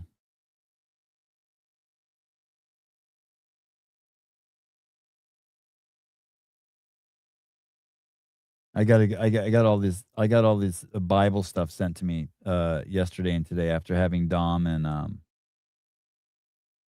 Miley Wade on. Makes sense. Right. Everyone wants to try to explain to me. You know what I need to do? I need to start asking them questions why they believe it. That'd be a good question. Yeah. I feel like most people don't really have an answer for that either. So why do you believe that there was the resurrection? Right. Because it was written. There's historical documents saying that it happened. Well, I'm going to write this down right now. You must give me all your money and head. Now, and then I'm just going to hold it up and be like, well, this is written here. Historical data. Sevon, when's the last time you were emotionally vulnerable? Oh boy. I had a moment the other day. I can't even tell you about it. I said something to my kid and he started crying. This is 2 days ago or yesterday. Oh no. It was so intense. And I'm like, hey, dude, what's up? And he goes, it reminds me of when I was 3 and you said this, this, and this to me. And I was like, fuck. I was gutted. He remembers that? Yeah, he remembers something I said to him when he was 3. And he's 9 now. Jeez. I don't think you could remember anything before 4. I sat with him and just connected. Like I was just connecting like fucking like. Kenneth, I told him I wasn't perfect and that there's no excuse for that behavior. And I appreciate being there for him, that he can always come to me and tell me that stuff. And it wasn't even crazy, but I remembered as a little kid things that upset me. Now as an adult, I'm like, why the fuck did I let that upset me? So I was able to empathize with, like, yeah, I get why that pissed him off or why that rocked him. Yeah. Oh my God. Words count. Yeah. It was emotional damage. Yeah, for sure. For sure. Just fucking. Oh my God. It was great. Oh my God. It's something I say to Taylor every day. I bet I guess you don't say it to a 3-year-old. Oh boy. Shit. Oh boy. Oh shit.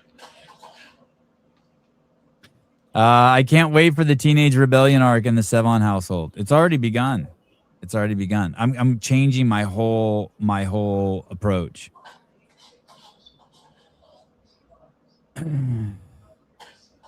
I'm losing this debate with my libtard friend. Why is overturning the Voting Rights Act good? First of all, Voting Rights Act. The Voting Rights Act of 1965 is a landmark federal civil rights law signed by President Lyndon B. Johnson, who's open racist, by the way. It outlaws racial discrimination in voting. Oh, right. Famously banning literacy tests, establishing federal oversight to ensure African Americans and other minorities could freely exercise the right to vote. Probably all of those things were unconstitutional anyway. And they were all put in place by Democrats. Before 1965, millions of eligible. I need to find a legitimate story on it because Google's gonna just fucking lie to me. Let me see what Did you type in why is the Voting Rights Act bad?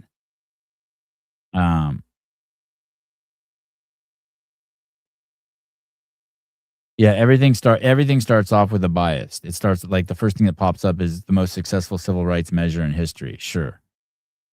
It's funny that they say that the most successful civil rights act in history, and yet look at what happened to minorities and especially blacks after the Civil Rights Act was passed. Look at their marriage rates, their household incomes. Everything went into a free fall and plummet. Their life expectancy, all that shit.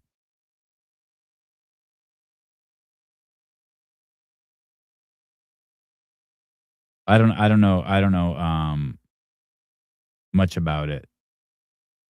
But when you see an article that's look at the Southern Poverty Law Center, which is just openly racist, says that it removes barriers of racist Jim Crow era policies. Jim Crow's illegal. Why would you need to remove them?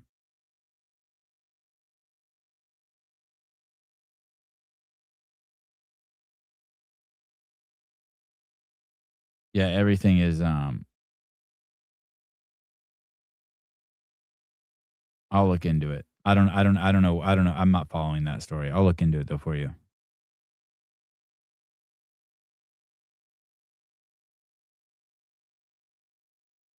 I don't know who you're telling this to.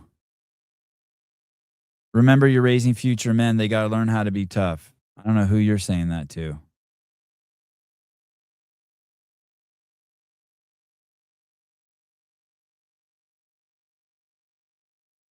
The conditions that made it plausible to many then no longer exist. Yeah. Triggered. Yes, I was triggered.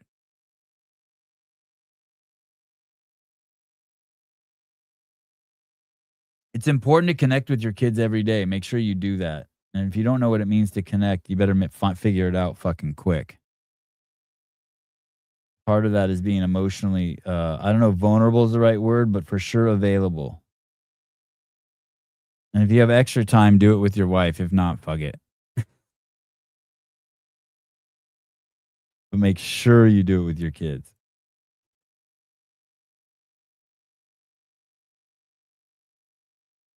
Kill Taylor's tomorrow. Is the workout out yet?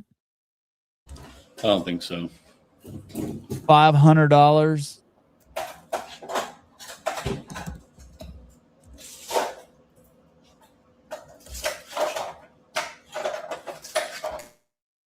Sponsored by High Ground Beef Chips. Or if you read it like Pedro wrote it, Hugh Ground beef chips. Hugh Ground. There will be a 15% off site wide at High Ground Beef Chips tomorrow. And we'll also be raising money for the SEAL, capital S, capital E, capital A, capital L Future Foundation this Memorial Day weekend. And all of that's next week. So I woke up this morning and I told my wife, I was like, I woke up at 4:58 and she's like, why are you awake? And then she got up. She's like, is it 6 already? I'm like, no, I just want to get a little Torian in. And I woke up, so might as well watch it. And so she's up and I was like, man, I feel great. I'm not even sore from running that mile yesterday with the 20-pound vest. And right as I said that, like I turned to get my coffee and my fucking back went out. It was fucking crazy. It was fucking crazy. Spoke too soon. Yeah. It sucked. And then I was like tripping for like 10 minutes and I went in the shower and took the hottest fucking shower ever to like, it was like burning, like I think it burnt half my butt hairs off. And now I feel fine. But now I'm scared to do Murph again. Oh, jeez. Yeah. Like yesterday after I ran the mile, I'm like, I'm gonna fucking do this in fucking an hour, under 90 minutes. I ran at 9:59. I ran when I got to the 9-minute mark. So I told myself, run for 20 minutes with the vest and see how it feels on the air runner, barefoot. You know what I mean? Just took me 4 or 5 minutes before I didn't sound like a clunky douche on the air runner. I was up on my toes. I'm flowing. And then at the 9-minute mark, I was like, so I ran a 6:51 pace for the last minute. That hurt a little bit. And I ran the mile in 9:59.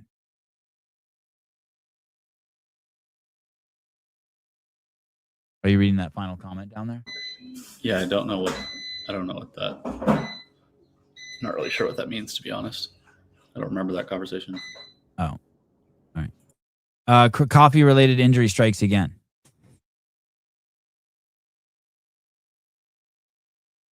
Was it just the vest or did you have weight in it? Listen, ding dong. I know what you're doing there. I'm going to show you the vests I have. I'm going to show you the vests I have. I have a whole array of weighted vests. You know the ones I have. I have these. They're the ones you see moms wearing. I have these. I have all these. I have these. This one right here. I have the 6. I have 2 4s. I have 2 6s. I have an 8. I have a 12. I have a 16. I have a 20. I have a 25. And I have a 30. I have all those. And the 20-pound vest has the double strap. It actually pulls pretty tight. I don't have that phone on there. Because you have the lanyard. Oh boy. You don't need the phone holder. And I think the 16-pound vest I have in yellow. See 2 other I should have got camo. Anyway, yeah, that's what I have.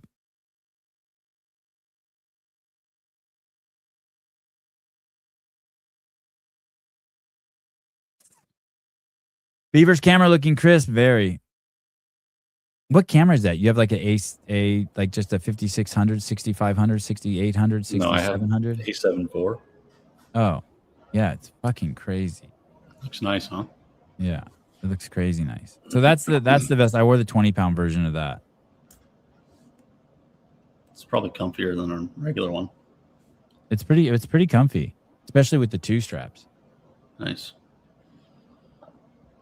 All right, I showed you guys Dave Castro's burner account. I want to talk to you about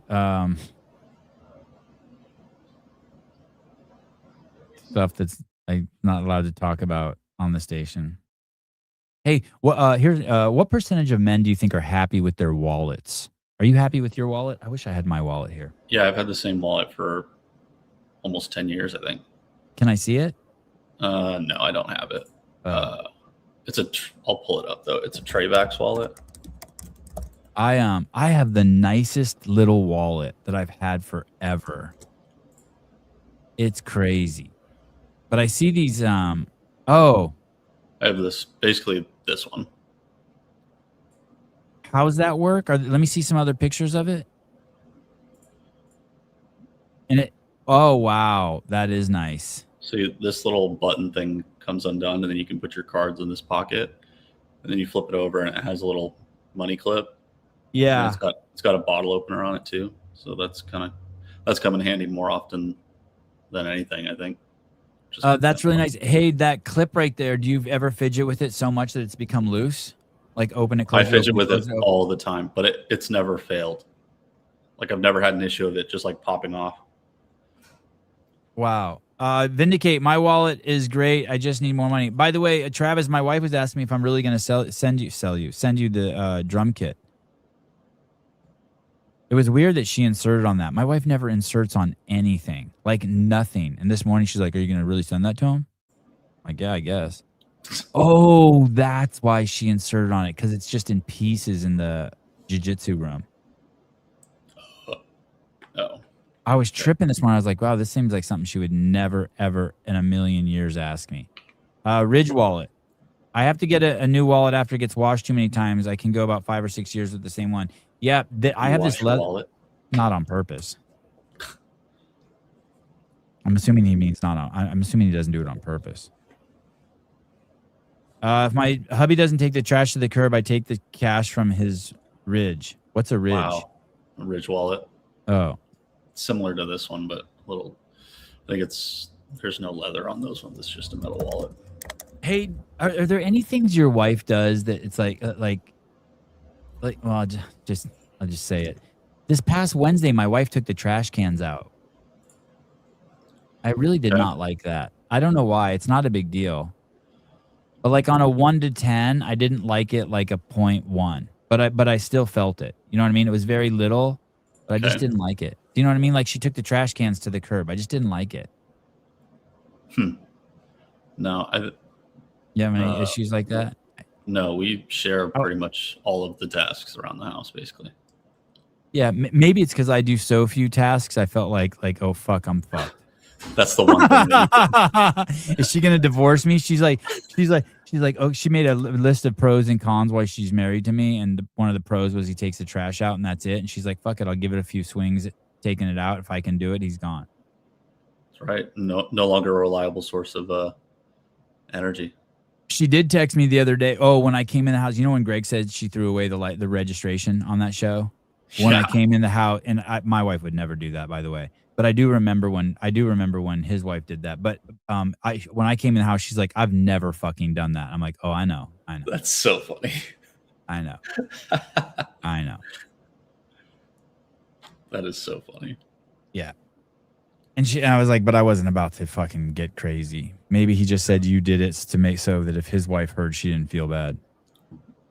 Yeah, probably. My husband has probably taken the trash out once. I was in shock. Yeah, sometimes I'm like neurotic about it. If I pass the trash in the kitchen and it's full and like I'm doing something else, I'm like, do I have time to do this before she sees this and she takes it out? I don't know why, but I just like, I don't mind if I take it out and I come back and she's put a new trash bag in it. I kind of prefer that. Yeah.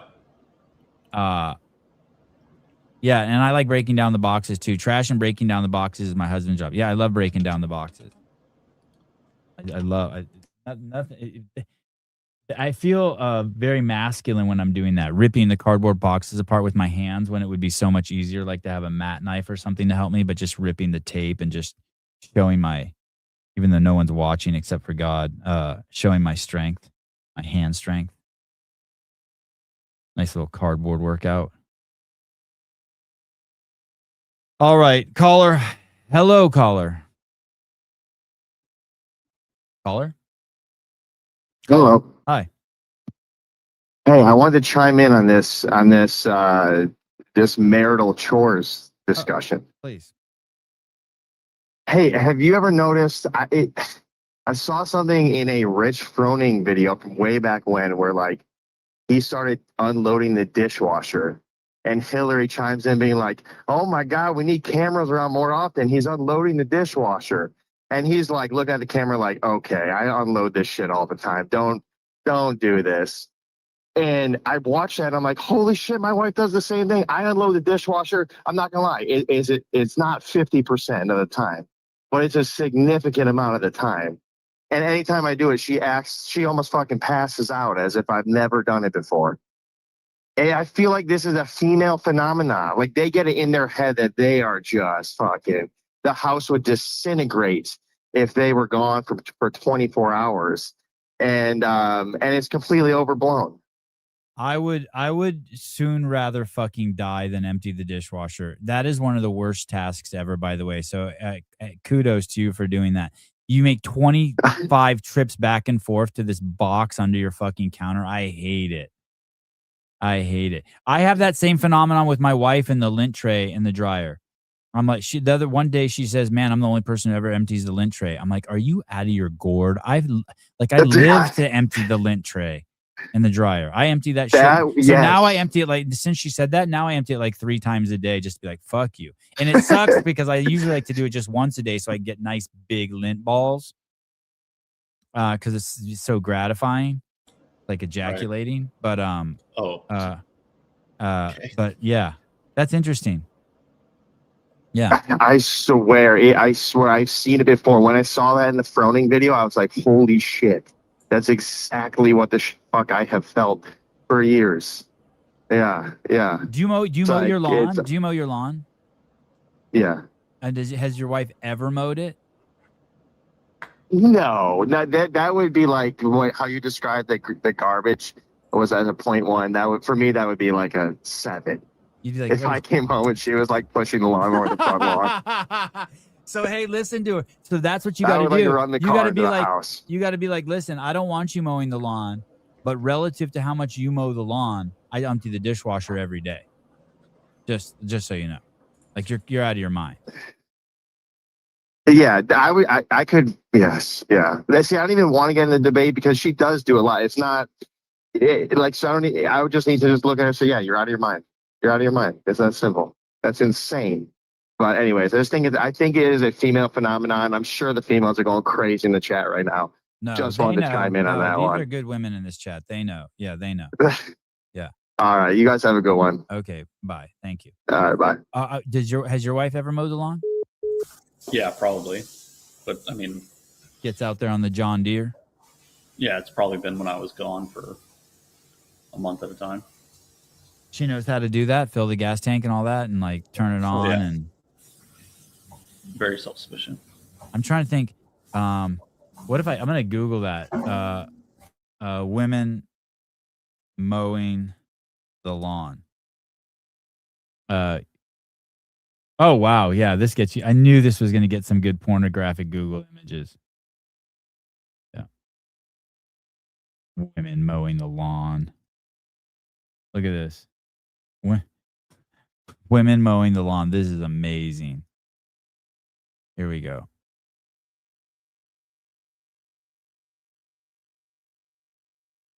You probably don't like those. Those are fantastic. Those are fantastic. Pass on those ones. Sevon wouldn't be able to start a lawn. God, I was so scared of the lawnmower as a kid. I always mowed the lawn as a kid. I was terrified of the mower too. I'd be pulling the string, but for some reason my feet couldn't be within 2 feet of the edge of the mower. I thought the blade was always going to come out and get me. It's going to get you. We have a riding mower. My wife loves to mow and weed eat, but the mower is a pain in the ass sometimes. Yeah.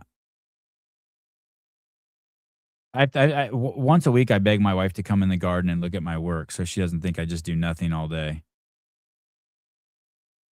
And she walks around that back there like the whole I'm back there barefoot, and she walks around back there like she's scared, like the ground's hot lava, like a little kid, like the way she moves around.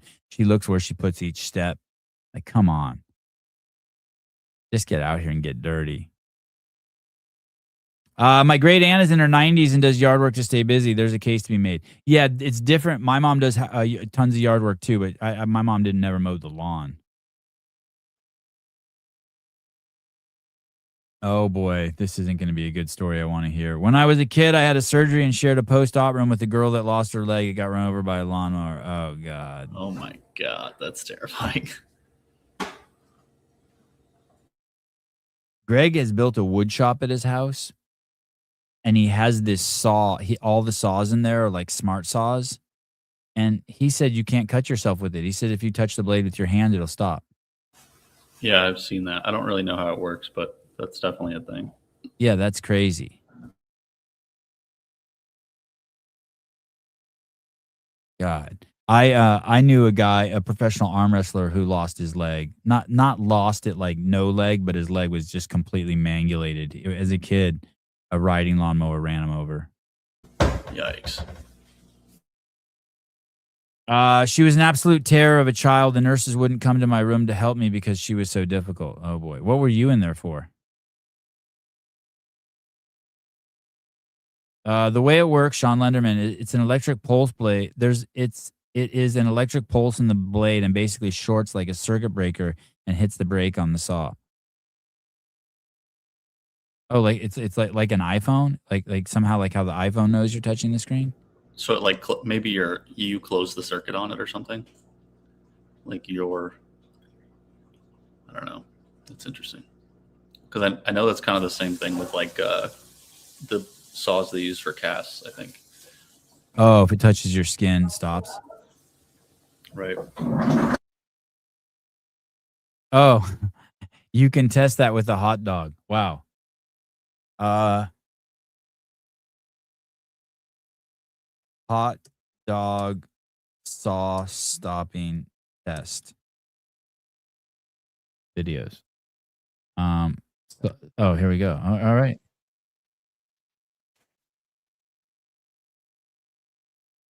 Wow.